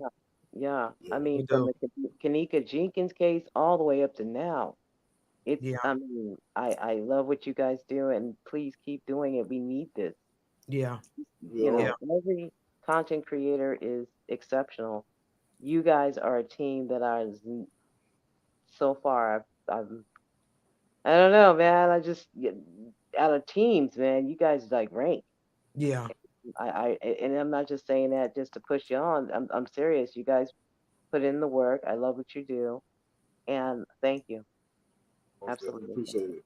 Yeah. Thank We, you. we, we Everybody just like to came let with our their work own. speak for itself. That's Yeah. pretty much That's it, it. man. I mean, you can pull our lives and know that we're serious about what we do. We Yes. don't Yeah. just come up here and just blab about the case. You're gonna know like they really was invested in this case, and we take Right. every case the same way. We don't treat We no do. case no different from the other. We have a format, we have a formula, and we stick to it. Yeah. That's Yeah, right. and it works. It does. It works. I've And never everybody seen. comes with their own skill set, you know. And we're all different. But when we come together, it's like magic, baby. Yes, And it's just I don't even really know how to explain it, but I don't know. It's just it works. You guys are putting in that work. That's what it is. Yeah. The love and the care you take in these cases. I mean, and it's excuse my expression, bullshit free zone. I Yeah. love it. Yeah. Those are the zones that I look for nowadays. And Absolutely. there are other, of course, John, I'm with the Rock. Shout out to the Rock Squad and Yeah, gang. definitely. But I always try to catch you guys. Very few places. I have minimized places I go because of you guys, Mm. and I will say Interesting. that because it's I see the bull, Yeah. and then I see the real bull, and I'm Yeah. like, wow, these guys are putting it in. Yeah. So yeah, when you guys come, I run because I know there's some kind of update. I'm hoping that these people are found alive. Me too. I pray that every time I look at a case or go to a site, I'm like, okay, get the prayers on because I'm hoping somebody found something. And those who aren't, they find the culprit. You guys dig in. You Yeah, guys, because we want the truth. We ain't come to just entertain y'all. And I noticed that, and I've been on other platforms, and to me, that's all it was entertainment, nothing more, nothing more. And that's it. It just don't help in my mind. You in the way. Yeah. right. You're in the way, and so that's why we just dig. We just keep digging. Let's just dig to get to the truth. And One not only thing. that, you guys are work as a team. That's Mm-hmm. the thing. Not too many. Lately, not too many. You know what's going on in these YouTube streets. Yeah, There's a yeah, lot of little tiny wars going on, and it's like we ain't got time for this. right. One So person can't do it alone. yeah, One person can't do it alone, and we understand that. We understand it. so So it's I nobody's being selfish. Everybody's no, just coming together trying to figure out the truth. That's it. and I thank you for that. I applaud you. One of the most important things that when I decided to do my channel, I said, if there was anything that I had to be very aware of, was staying vigilant to giving recognition to those channels that I visit, that I go to, and I'm going to name drop. I've always said that I'm dropping your name if I like what you're doing. I don't mind doing it on my channel. There were a couple of comments that I did receive under a couple of lives that kind of didn't challenge me, but why aren't you a part of so and so's channel? Why aren't you this and why aren't you that? I can't be every place everywhere all the time. That's right. Because as a content creator, you have to do what you do best. You're here to find a story, understand the details, and then put content together, visual. It's a visual content that has to make a lot of sense as to the verbal content that you're trying to tell the story through. Right. It takes time. It It does a lot. really does take time. And to have people to support you and what you're doing, that's another factor. I have moderators, folks that have come to my channel over and over and over and over and support the channel. One of them is Miss Oklahoma. She emails me every now and then about putting my eyes on certain cases. Mhm. So I say, wow, and there's detail there. So thank you, Miss Oklahoma, for being one of the major supporters of my channel. Miss Leslie B, who came from both Miss Oklahoma and Leslie B came from Miss Q's channel and supports this channel. Miss Justice 1000 has dedicated her, I guess, her phone in some way, shape, or form to say, hey, when John goes live, I'm there, and has always been here in support of that. Miss Carol Smith, as I stated earlier in the live, is constantly sending me different stories, follow-ups on the boys, follow-up stories on a lot of the cases, press conferences I can't even get my hands on. One and only my brother, Boss Blake, always hitting me up in the DM. Always. I don't care what time it is. It could be 5 o'clock in the morning. It could be 9 o'clock in the morning. It could be in the afternoon. It could be a phone call. He's always keeping me, hey, check your email. That's all he says. Yeah. And it's always about camaraderie and connectivity. And the chemistry between him and I when we met regarding Kanika Jenkins was extraordinary. We were back and forth. He was always at my channel. I was always at his channel. He was always at my channel. I said, okay, one of the brothers. And then I said, can you do, you do music and stuff like that. Could you do a little piece for me? And hence Table Talk, hence Cue the Truth, hence John Q Live. And a number of other musical pieces that he sent me to highlight and engage my channel with. So working with Boss was not only a blessing. I mean, it was awesome to know that I could find a brother, and Boss is very business oriented, strictly business. If you're going to do business with him, you got to tell him specifically what you want, nothing cloudy.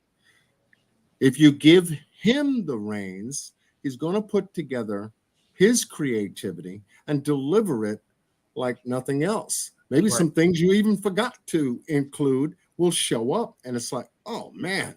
And he has helped me to grow my channel. So for me to take the time out, and I say all that to say this, for me to take the time out on occasion to show props to the people that I enjoy working with, I enjoy their content on their channel. I don't mind name dropping because that's what John Q has always done since day one. And I will continue to do so to isolate that part of the true crime community, if you will, to let people know that there's some people working serious business out here. And it's the ones that will do the work. And it's a privilege to know that 54 Keys, ever since I came across her channel, she has just spellbound me. Right. And I say that she asked the right questions. Boss asked the right question. I've always said that about Boss. He always asks the right questions. Well, what about this? Did you think of that? Right. And 54 Keys, she doesn't know how to stop drilling. We be arguing sometimes. No. We be arguing sometimes. It's all right. It's all love, baby. Yeah, well, what if it's this and not that? Well, what if it's this and not that?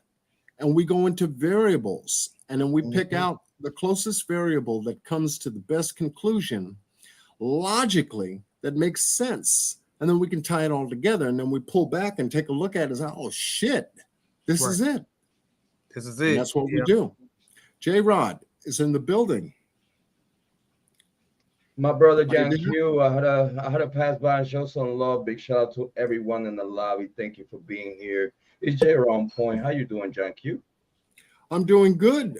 I'm doing good. J Rod is a content creator on YouTube. He's covering the Idaho 4 murder case concerning the 4 college students that lost their life in a devastating, despicable way. Where is this, J Rod, again? It's Out in it's Moscow, Idaho. Idaho. Moscow, Yeah. Idaho. Yes, and we're also covering the Kylie Rodney case, which And the Kylie Rodney case. tonight is the year anniversary of her death.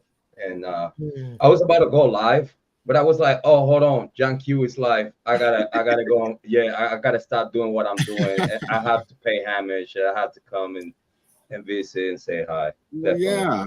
I always told you you're welcome. I always told you you're welcome. And the first time I came across your live, I couldn't. Well, at that time, I couldn't join you on the panel, but we did a phone call conversation Yes, we on did. your live, Yes. and it was awesome. It was awesome. By the way, I'm live right now because again, I had the Kylie Rodney live stream on, and I was like, "Oh no, dual stream, let's go!"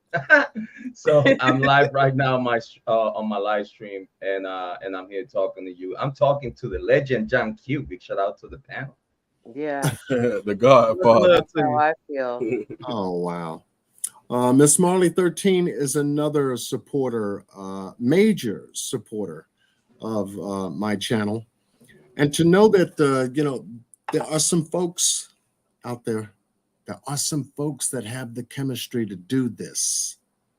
We're not bickering back and forth for numbers. We're not bickering for views. We're not bickering for likes, super chats, PayPals, all that, collectively comes from the community. If we like you, we like you, we like you, and we'll continue our support.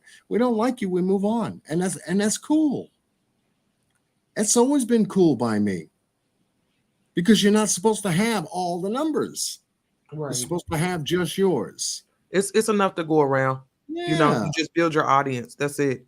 It's enough to go Right. around. And I just feel like as long as you stay true to it, real recognize real. Yep. They'll come. You see, John Q, if you allow me to interject with that, over here, you see, on the true crime niche, the majority of us, we have family members also, and some of us got kids, and it's sad when we get to listen to these cases that they hit home. Sometimes you have kids their age and stuff like that, and at least me, I got involved in true crime because I know a little bit of this and a little bit of that, and when I listen these true crime cases, sometimes I just sit there and pay attention, and I don't see how can I say it? I say content creators like yourself and many others that are great, legendary. But then I see the other side of the coin, and it's like, they could be doing a better job. So then it's like, so well, if you think they could be doing a better job, instead of you talking about it, let's be about it. And then that's when it comes to the transition from being a viewer to be a content creator. Which the Right. transition is pretty tough because you got to learn a lot of things that you didn't knew as a viewer. But That's then right. when you become a content creator, now it's certain things, unspoken rules between content creators. It's how can I say it? It's some people that are not here for the same thing that we are. At least Absolutely. I know that we in this panel right here, we are here for the victims.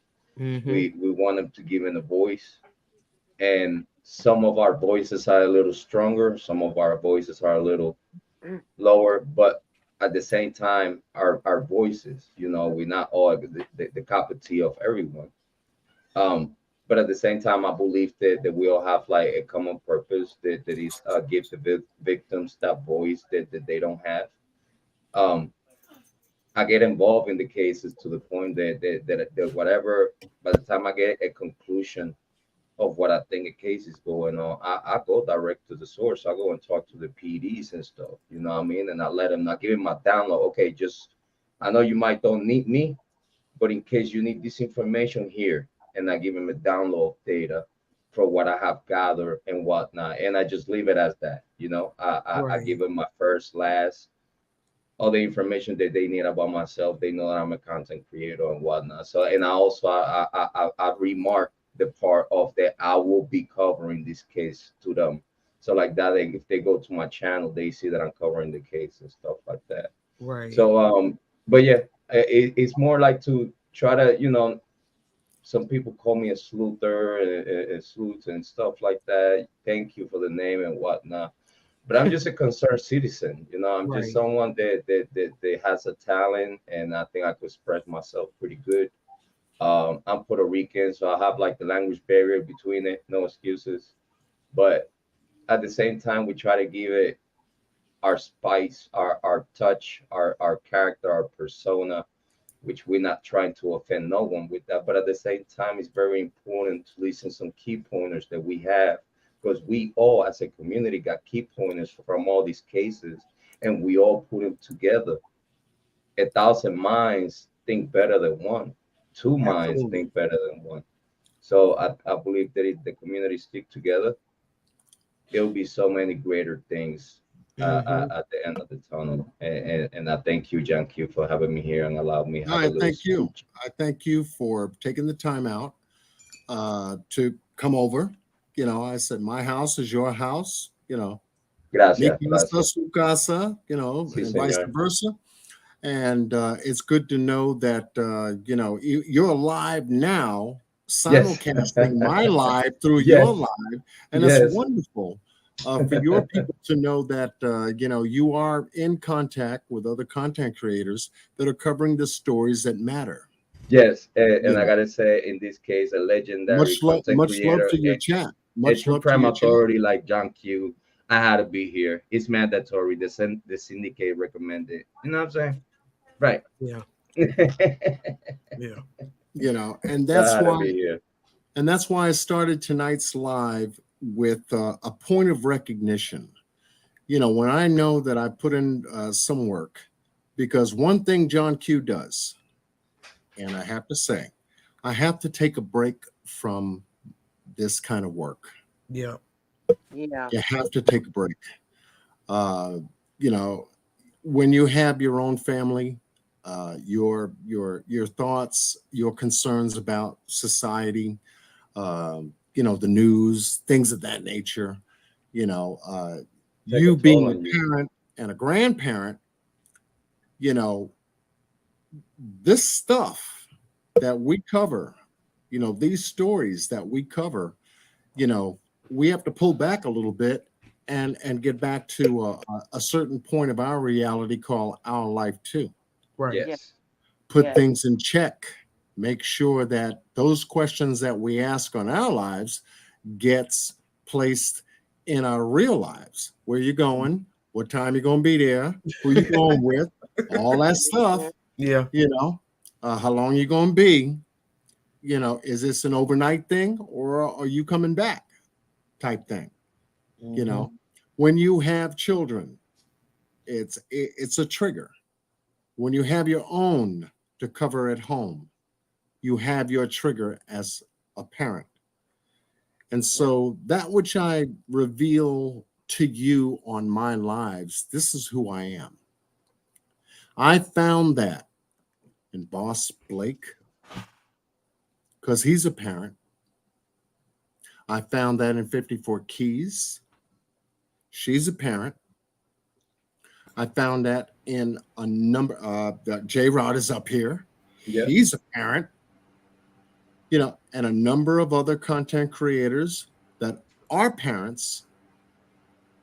When you can feel that premise in your system, you understand why they have a channel, especially if they, cover true crime.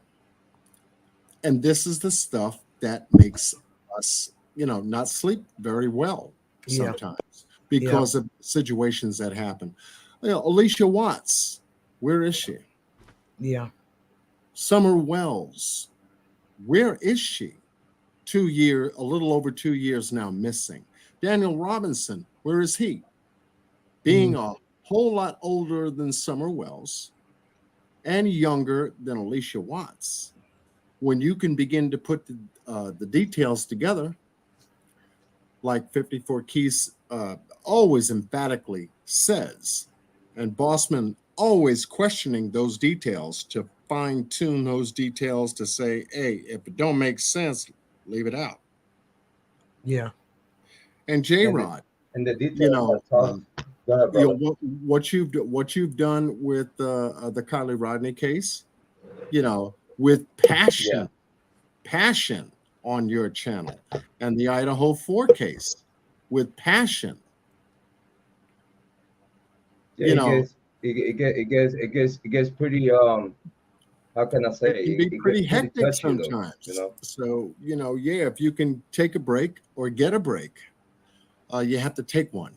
You have to step back and breathe a little bit, check on yours, make sure they're good, make sure you got your P's and Q's of awareness on them, because of all the shit that these cases that come out into the news that grab your attention, and in such a way to say, well, wait a minute, what the hell's going on?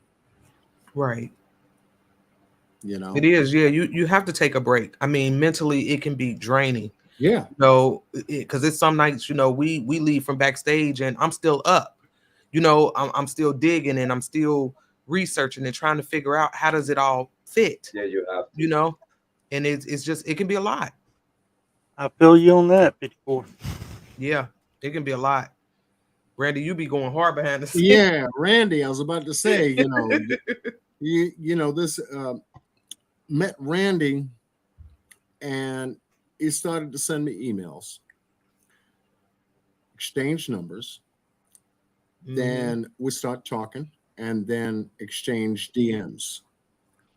And over and over and over again, we started getting into the Daniel Robinson case. And the more we did, the more behind the scenes work we had to do. And each time I, you know, went live, you know, Randy was there. Every picture, Randy was there. Now, what else is going to come up out of this? In that private session that I'm about to do with 54 Keys to let everyone know, we're going to be revealing identities. We're going to be revealing pictures of people. We know who Caitlin is. We know who the rancher is. We know who met Daniel 6 minutes after Daniel left him in the Sonoran Desert. We know who the police chief is. We know who Detective Biffin is. We know the guy who went out with his daughters to practice shoot in the desert, who stated that he met Daniel a half a mile from where his Jeep crashed, so to speak. We know who he is. Yeah. We have pictures of these people. And understand this.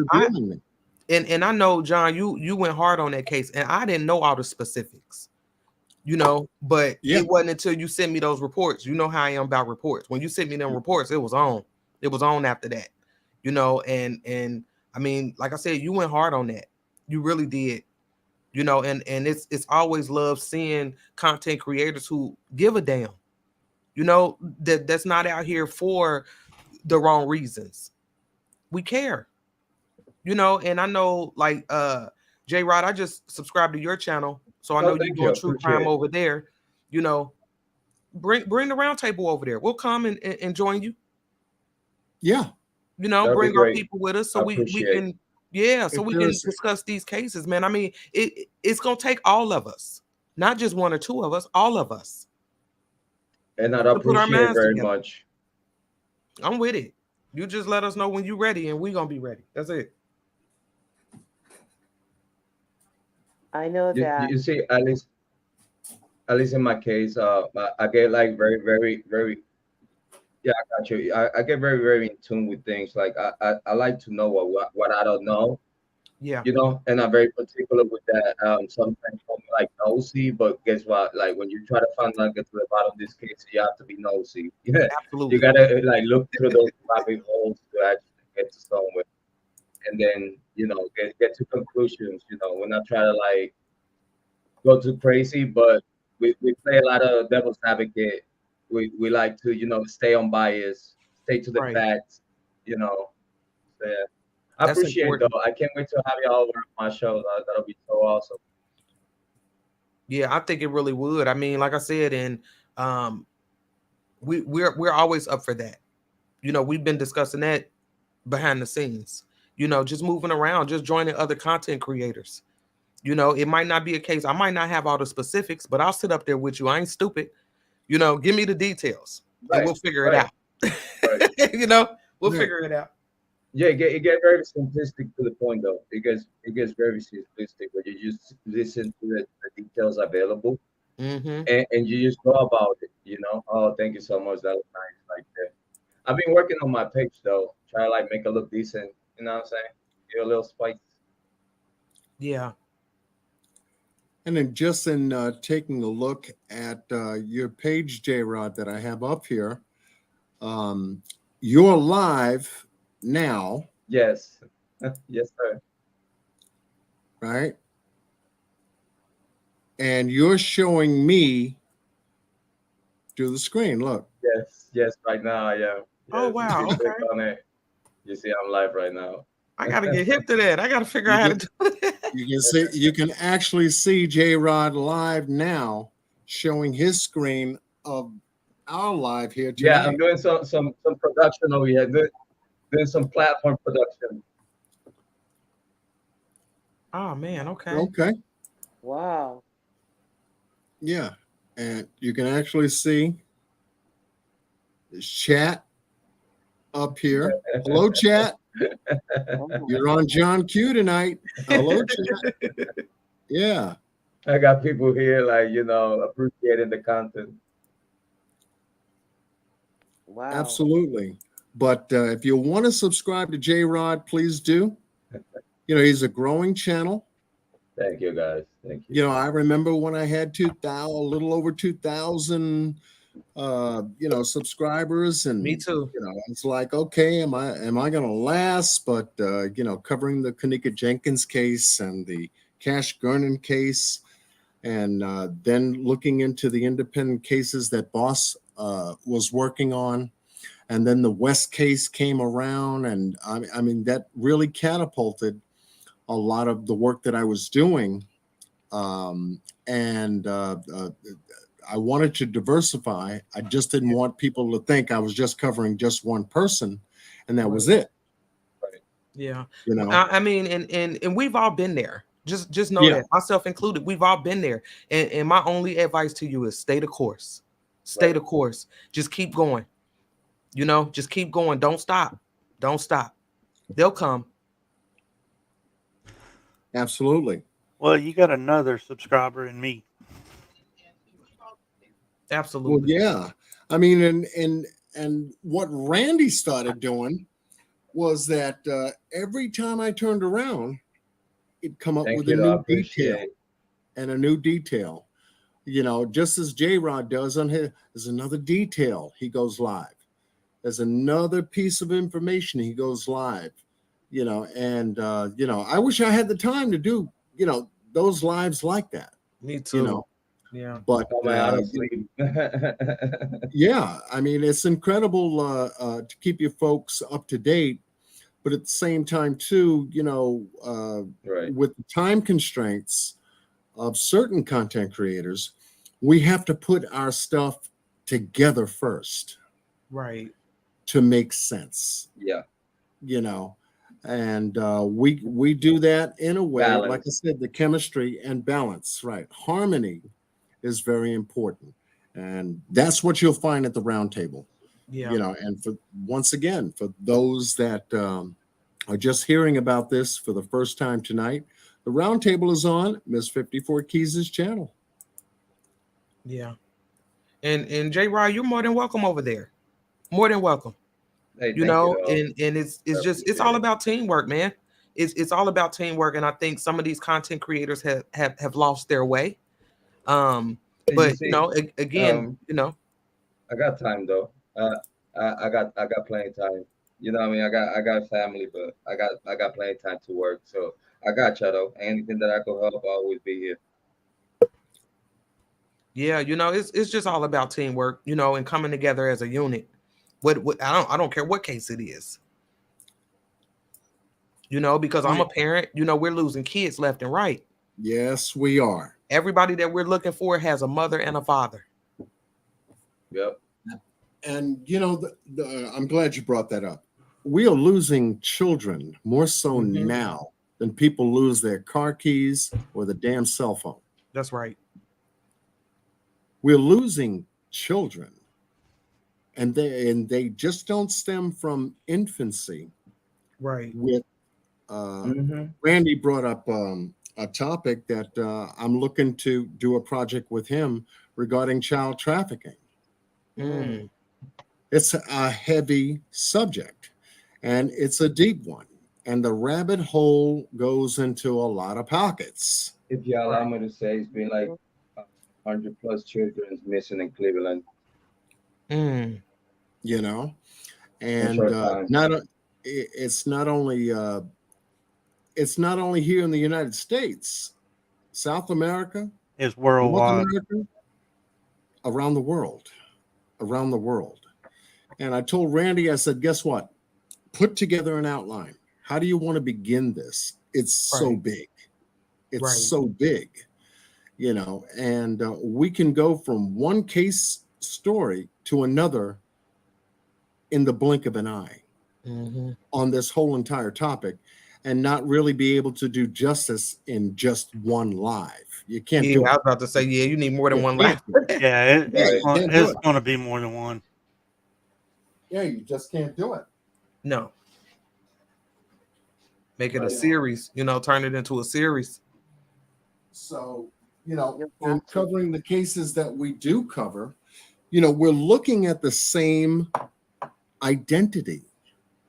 This is a trafficking situation. If it, I've always said, and I don't pull my punches. I've always said, when it comes to child trafficking, there are people out here doing it legally. We know who they are. Legally on paper. On paper. It's been for decades. For decades, they've been doing it legally on paper. It's the same thing without paper.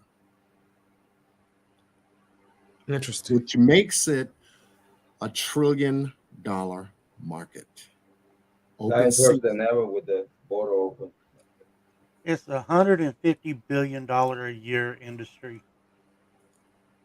150 what? 150 billion. It hit different. And growing towards $1 trillion. It's growing each year. Gotta watch your kids. Yeah. It hit different. Now, we're not just talking about the younger ages, we're talking about adults too. They are trafficked just as well. Yep. Young teenagers are trafficked. Adults to some degree. We used to call them night walkers because those were the very first people I can remember who went through a traffic. The prostitution that took place on 42nd Street and Broadway, 7th Avenue, 8th Avenue, 5th Avenue in New York City was a high trafficking area of prostitution at one time. 70s, 80s, 90s. Now that is cultivated into a more high-tech trafficking. It still exists. You get to see it now more because technology. Now it's up in your face. It's not hidden no more. It's up in your face. They're not just, whispering behind the ears anymore. And there's a lot of people that turning their nose around and just acting like they don't see it, but it's out there. That's crazy to me. Right. And the police know about it. They've been known Mhm. about it. Some of them are even involved in it, like the drug trade. That's trafficking too. Used to be a heavy thing of drug trafficking. But we have trafficking after trafficking after trafficking after trafficking from the micro now to the macro. And to try to cover it all on one channel or two or three or 10 or 20, 50, 100, it's impossible because it changes every day. Wow. It changes every day. As much money that changes hands every day, trafficking evolves the same way. Interesting. It's mind blowing. It's mind blowing.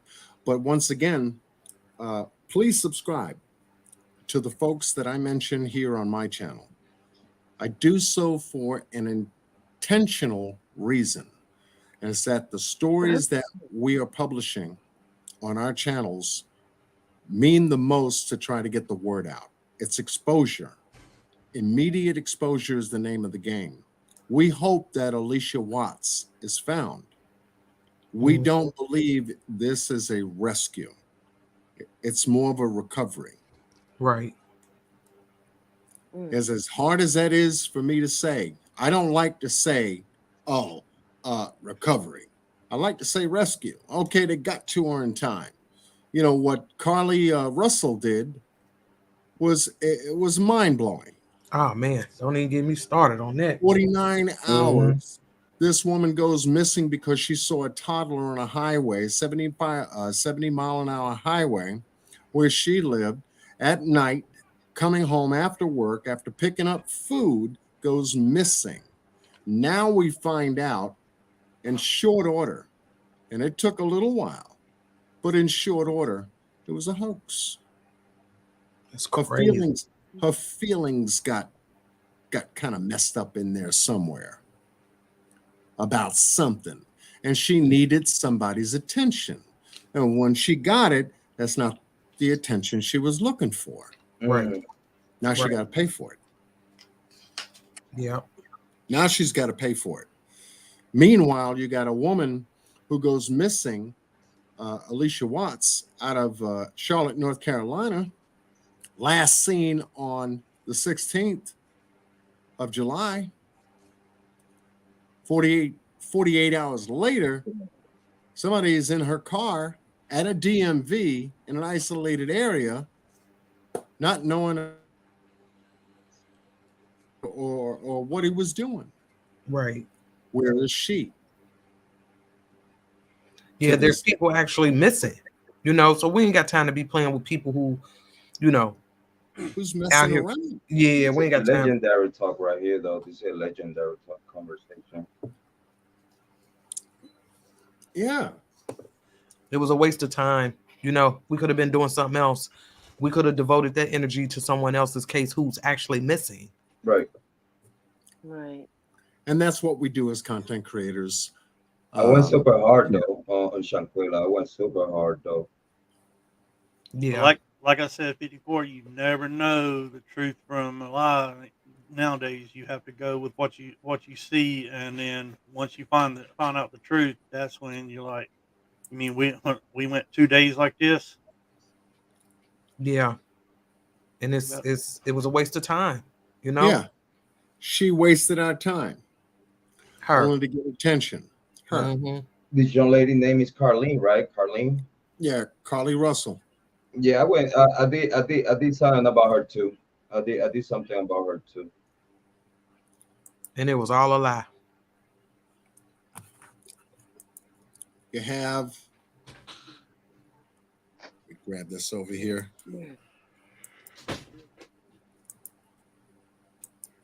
Yeah, I did something on Shanquilla and then something on Carlene Russell. I've been trying to keep in touch on all paces though. Shanquella. I got stuck here. I got to change the battery in my mouse. Shanquella Robinson. We talked about it earlier. Beautiful girl.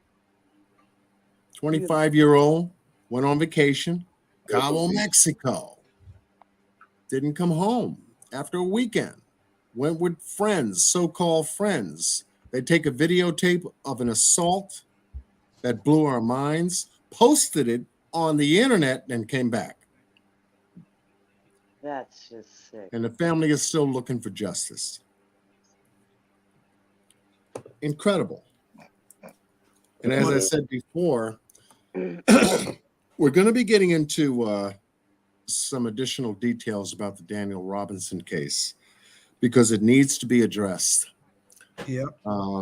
Once we do that and set it up, I will go live just beforehand as a pretense to the actual private live because the information is still sensitive and it just needs to be addressed. And it is no hard feelings in any way, shape, or form against the Buckeye Police Department or the family or the references that are made from this case. It is the details of the case that will be discussed. Right. And that in and of itself on its own, because it holds merit. You know, to take a look at a young 25-year-old like Shanquella Robinson, young 25-year-old just starting their life, getting into life. You know, there's some things that happen to people, especially at 25. Do you remember when you were 25 what you were doing? Do you remember how life was when you were 25 and what you were doing? And the job you held, and the job you held, and the bills you paid, and the people that you associated with when you were 25 and what you were doing? You know, there's contrast to that. And it has to be incorporated into these people's lives of the stories that we're covering.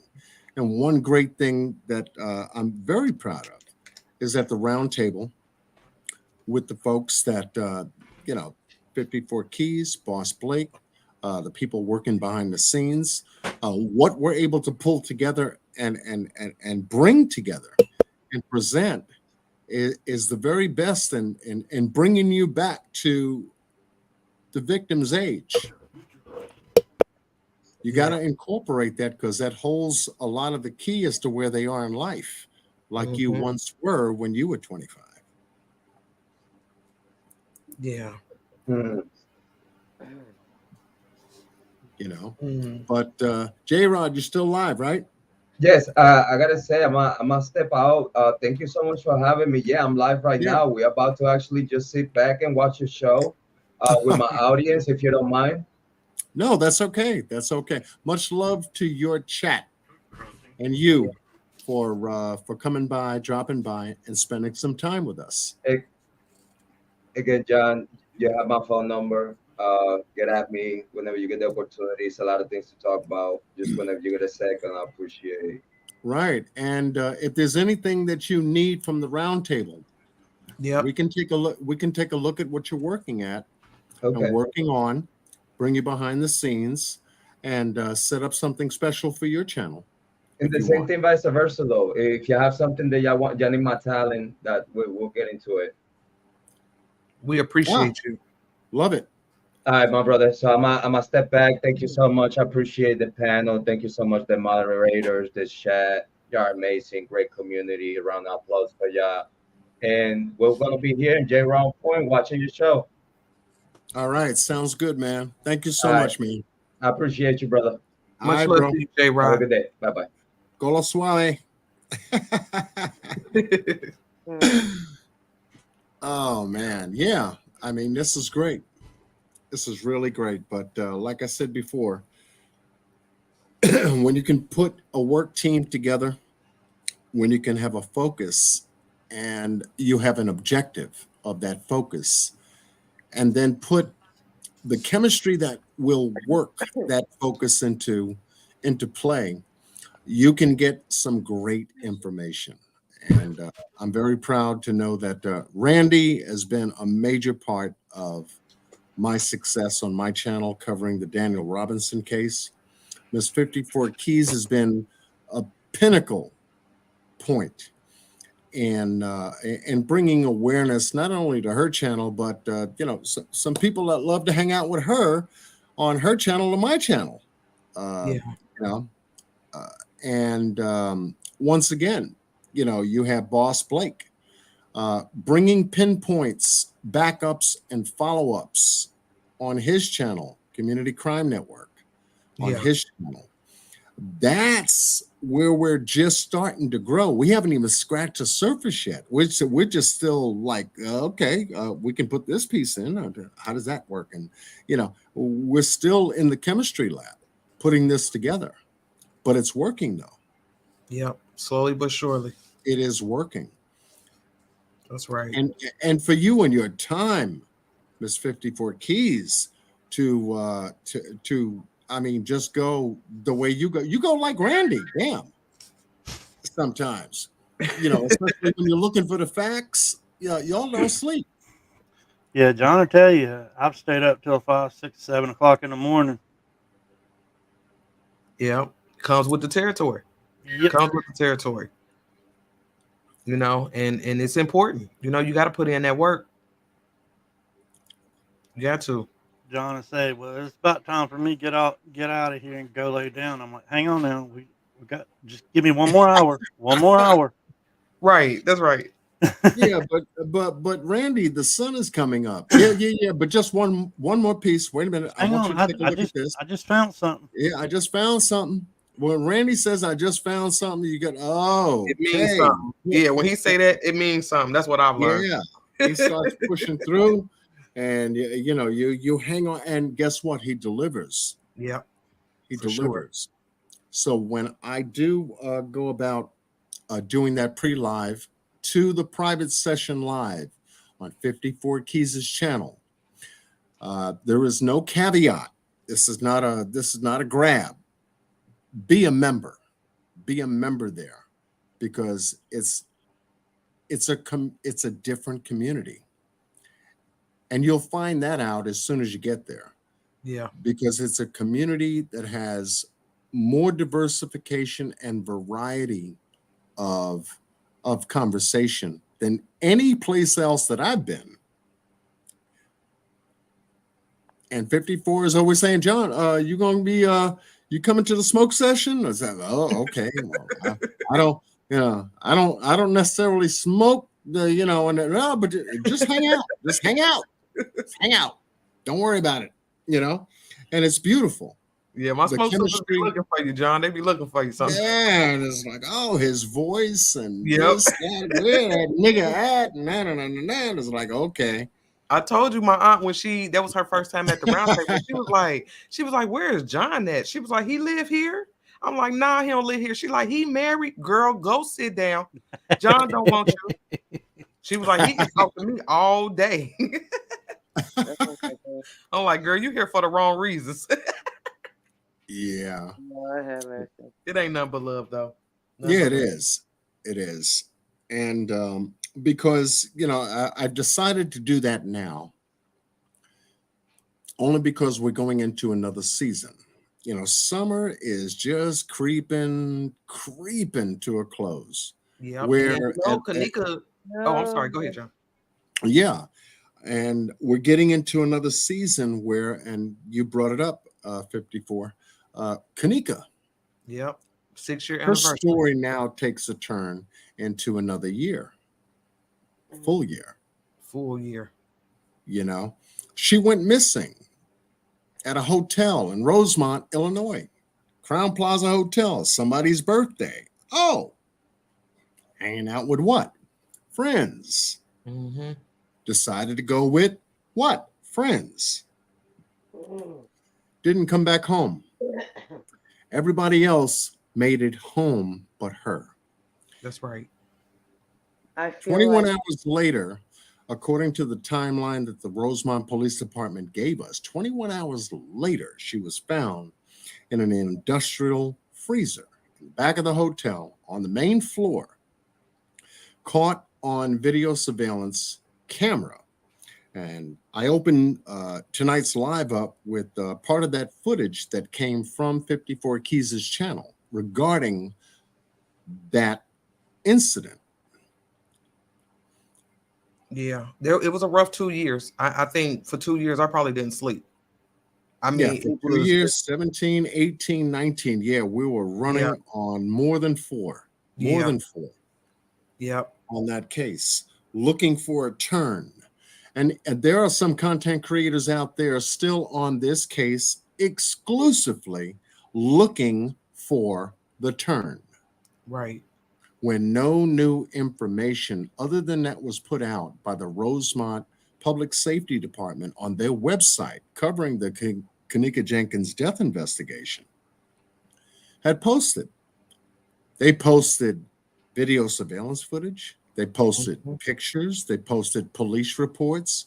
They posted everything possibly conceivably by the Rosemont Public Safety Department to cover their ass, right, along with a disclaimer in regards to the images that they posted that depicts this person being Kanika Jenkins attached to it. right, And then you got Wildfire on different platforms. That's not her. She never walked the hotel. She never. Okay. So why on earth would they put out something that's false on a website that's paid for by taxpayer dollars? mm, It's a lot. It's a lot. But people make of it what they will. When it comes to details and the facts about a missing person that ends up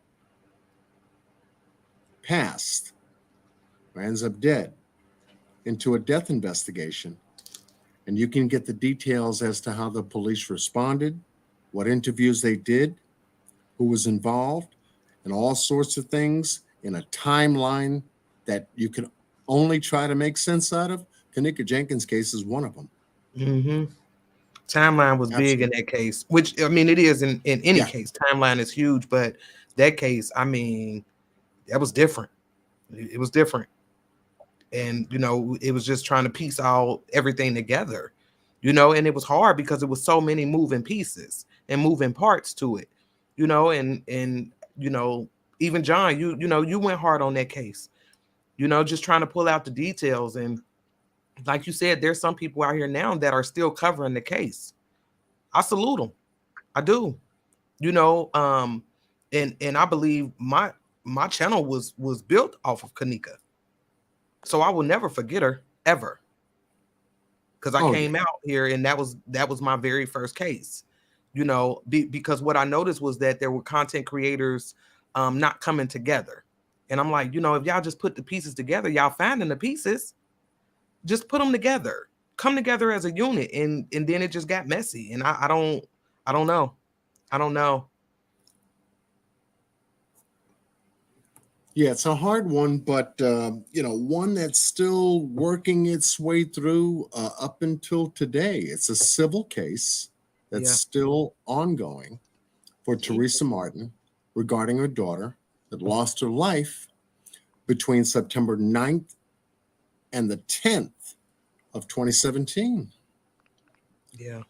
It may seem like yesterday or last week or even last month to some people, but no, we're talking about what, 6 years? 6 years. Complete. And she's still going through a civil trial. No, it wasn't about, to me, 6 years, if it was about the money, you take it and you close it.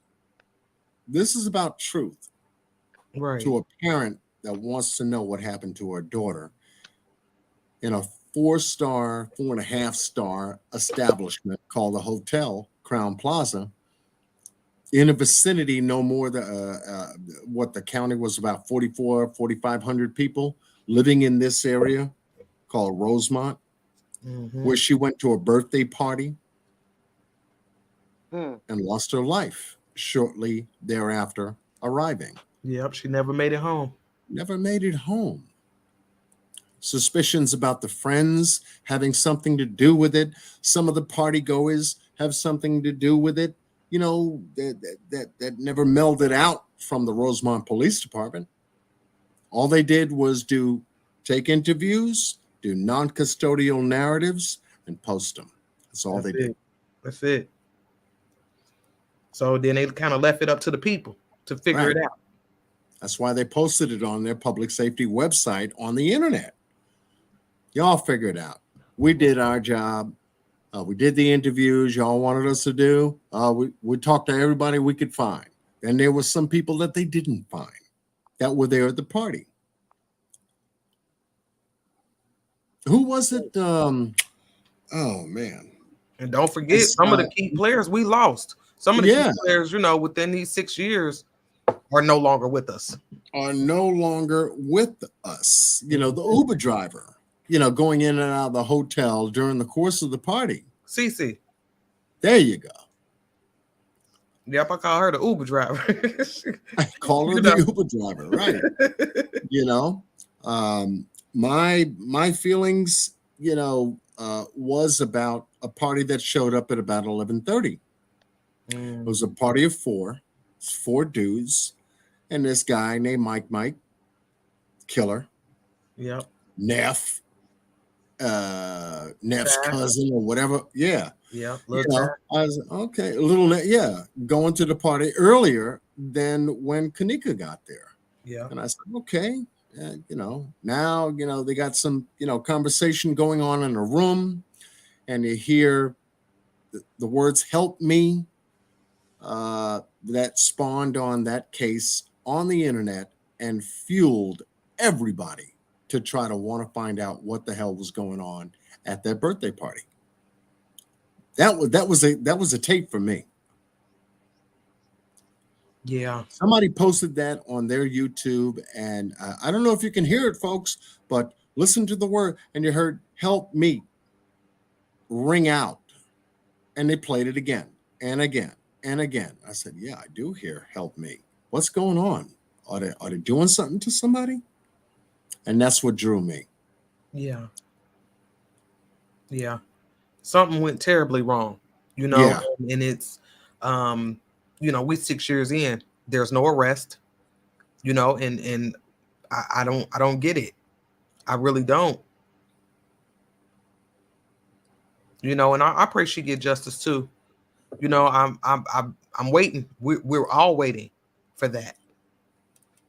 But I think that there's not going to be any new information until that civil suit is over.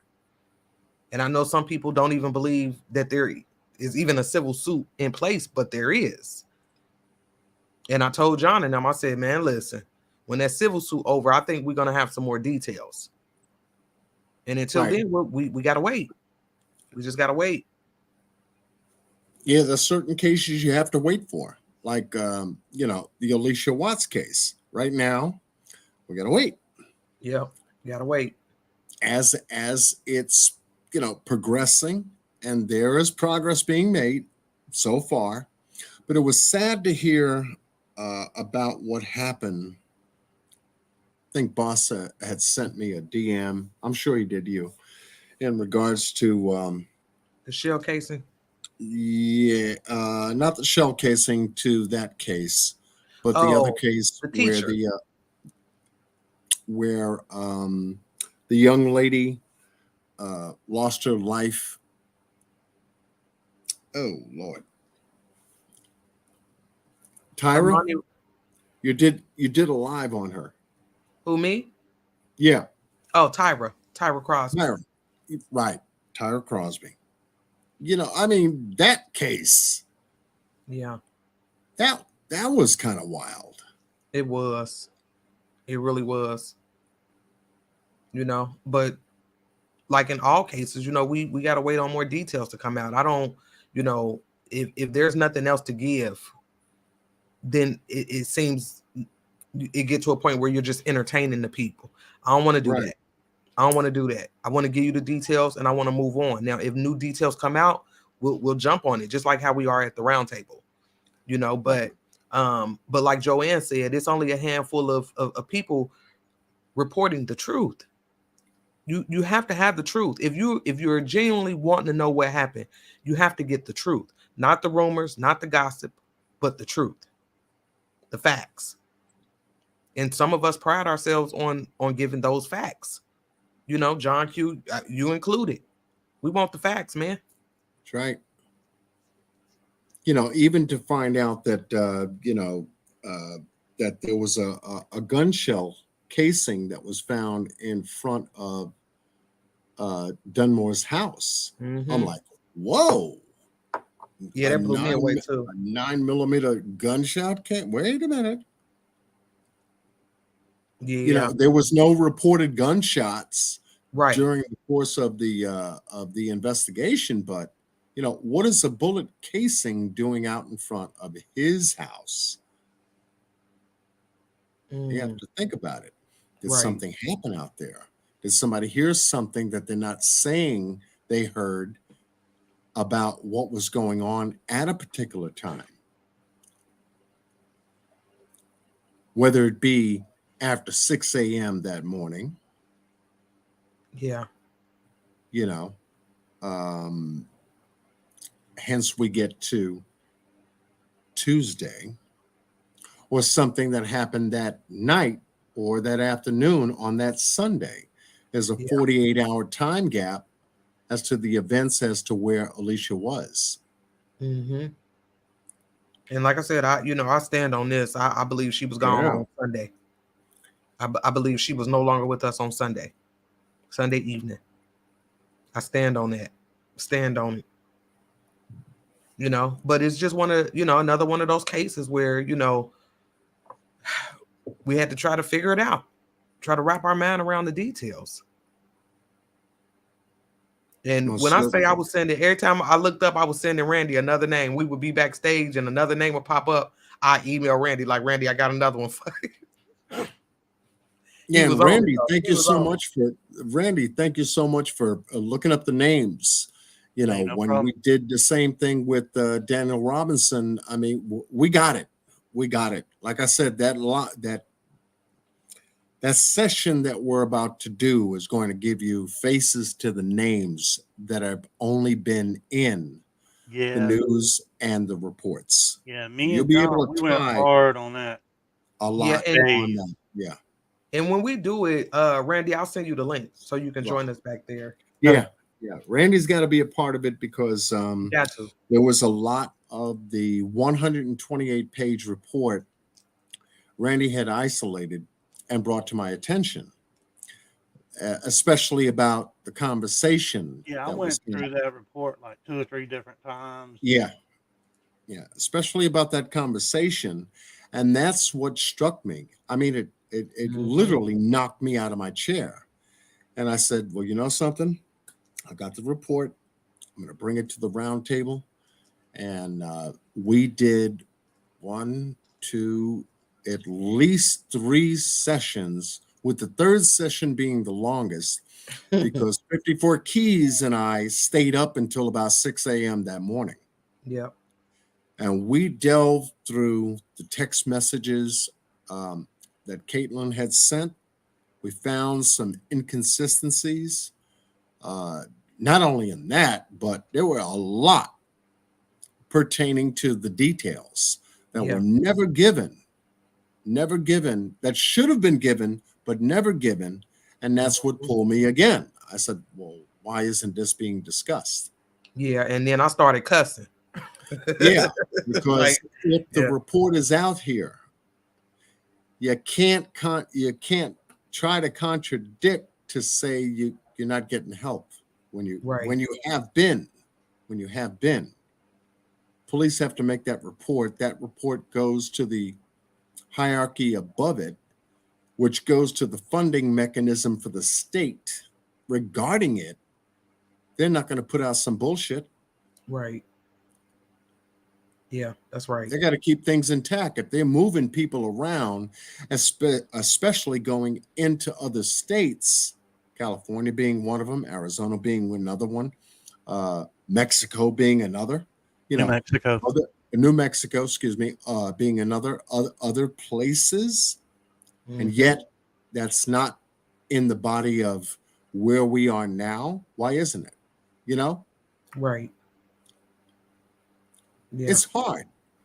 It's hard for both sides, especially if you haven't been forthcoming by giving information that the investigative team needs in order to understand how to track Daniel from the time he went missing. You know, bank statements, Oh, being man. asked John, you about. know, me and you talked about Buckeye, and I mean, yet, I mean, I'll say that some of the stuff that they did was a little on the sloppy side. Right. But I mean, what I've been looking at, not all of it was on the sloppy side. It was just bits and pieces of it, Mm-hmm. Right. and it was It was like right at the beginning of the investigation. I And think they knew early on what they were dealing with. I really do. They knew early on what it was, and so it was hard for them. I go to No. that too. Yeah. Yep. You have to think, because once you have that report, the latest one, then go backwards. Yeah, you'd have to say that. Mm-hmm. You know, you would only conclude that, okay, we got something different here. Right. And they wanted to find out. Mm-hmm. They want to find out. But you have another party that is being reluctant in giving specific information, only because there's a lot going on with them at the same time. Right. And it could be a trust factor that broke down. You know, if you have a private investigator, which we spoke about tonight, contradicting what they should be saying to public news media without your consent, and yet at the same time not being forthcoming about the reason why they said so, would be a reason to disengage from them. And then them hold on to valuable information called the crash data and the infotainment system data, only because they weren't paid for it.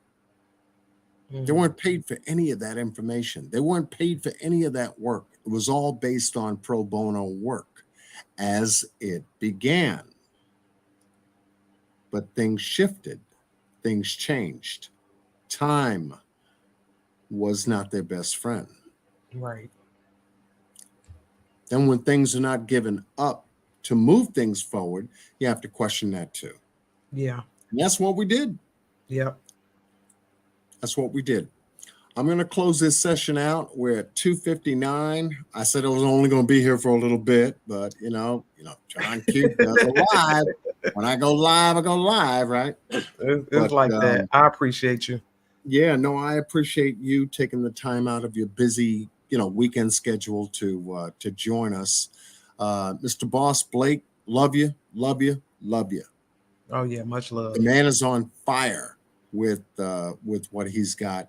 Love you.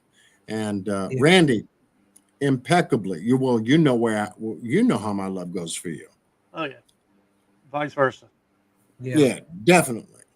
Definitely. So I'm gonna go ahead and get on up out of here, John, and much love to you, Randy, and everybody in the chat. I see my smoke sisters up and through here, but yeah, I'm gonna go ahead and slide on up out of here, and I'll get with you probably tomorrow on putting it together. Yeah, definitely. Smoke session. Definitely, because it's coming. It's due. We're gonna give it to them. So I'm gonna get on up out of here. Thanks for having me up, John, and much love to you, Randy. I'll be sending you another email. I'm working something else now, so be looking. I'll be watching for it. Okay. All right. Much love, fellas. Man, you got it. I'm jumping down myself too. 54 So you can go ahead. keys, Mr. Randy Renegade. Thank you so much. We're gonna wrap things up tonight. Thank you all for coming out to just hang out with me. Little taste coming from the corner, John Q's corner. We say rack them and stack them. But we're getting ready to play a game, a good one. Takes time when you're dealing with all these different parts that move in these cases. You have to take your time. I'm just glad that I'm with a team that does, and people that cover the cases, definitely run alongside the way I would look at these cases, how I would want to get my answers, what I would question about certain things, even though it may be an insignificant question. You ask them anyway, just to clear the table, knowing that you asked to begin with. Takes time. Fire Mama, Shot Town, Miss 45, Joanne, LaShonda, thank you. Molly 13, much love to you. Thank you. And all of you. Shandia Ellison was in here. Oh, Lena Castellanos was in here. Curly Lockdiva was in here. Lockdiva. Tansis was in here. Shamina Wright was in here. Miss Justice holding it down. Miss Sweet Pea holding it down. Mr. Boss Blake holding it down.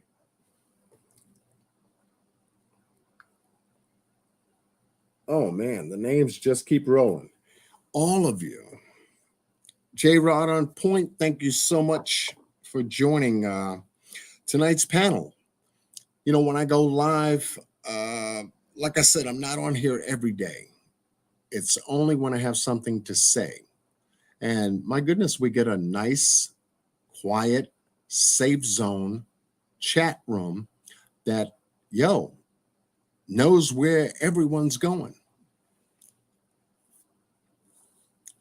Get away from the beep zone.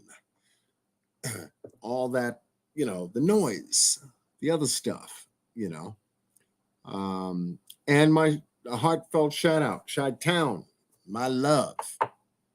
Much love to you. Marie was in here earlier. I mean, there's a bunch of you in here earlier. My goodness. I'm just going down the names. I tried to go to Joanne was in here. Joanne, and we got, oh man, a bunch of you. But yeah, we're coming back. The next time you hear from me, I will be going live independently, like tonight. Not necessarily a title. It'll just say John Q Live. Give you an update as to how we're moving, when we're moving, and where we're moving to, and how things are progressing. But wanted to give you guys at least an update. I haven't spoken about certain things because they needed to be looked at carefully to be spoken about. That's how I run. If you're patient, you get it delivered. If you're not patient, you unsubscribe. That's what happens. I'm good. I'm okay. When you come back, then you subscribe again, but just hit subscribe, hit the bell, and just leave it there. And if I bore you, which I hope I don't, you know what to do. You always know what to do.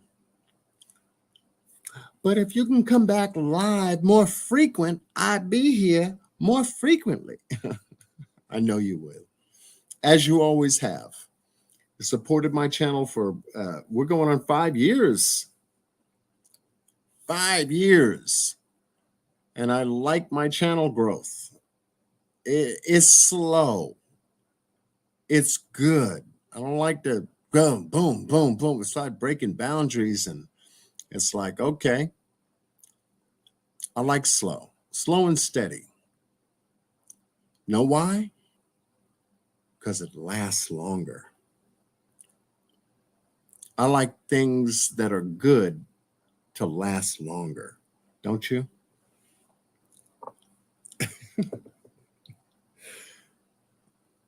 Just keep that one thought in mind. Don't go all over the place with it. Just keep that in mind. Because that's how we do it here.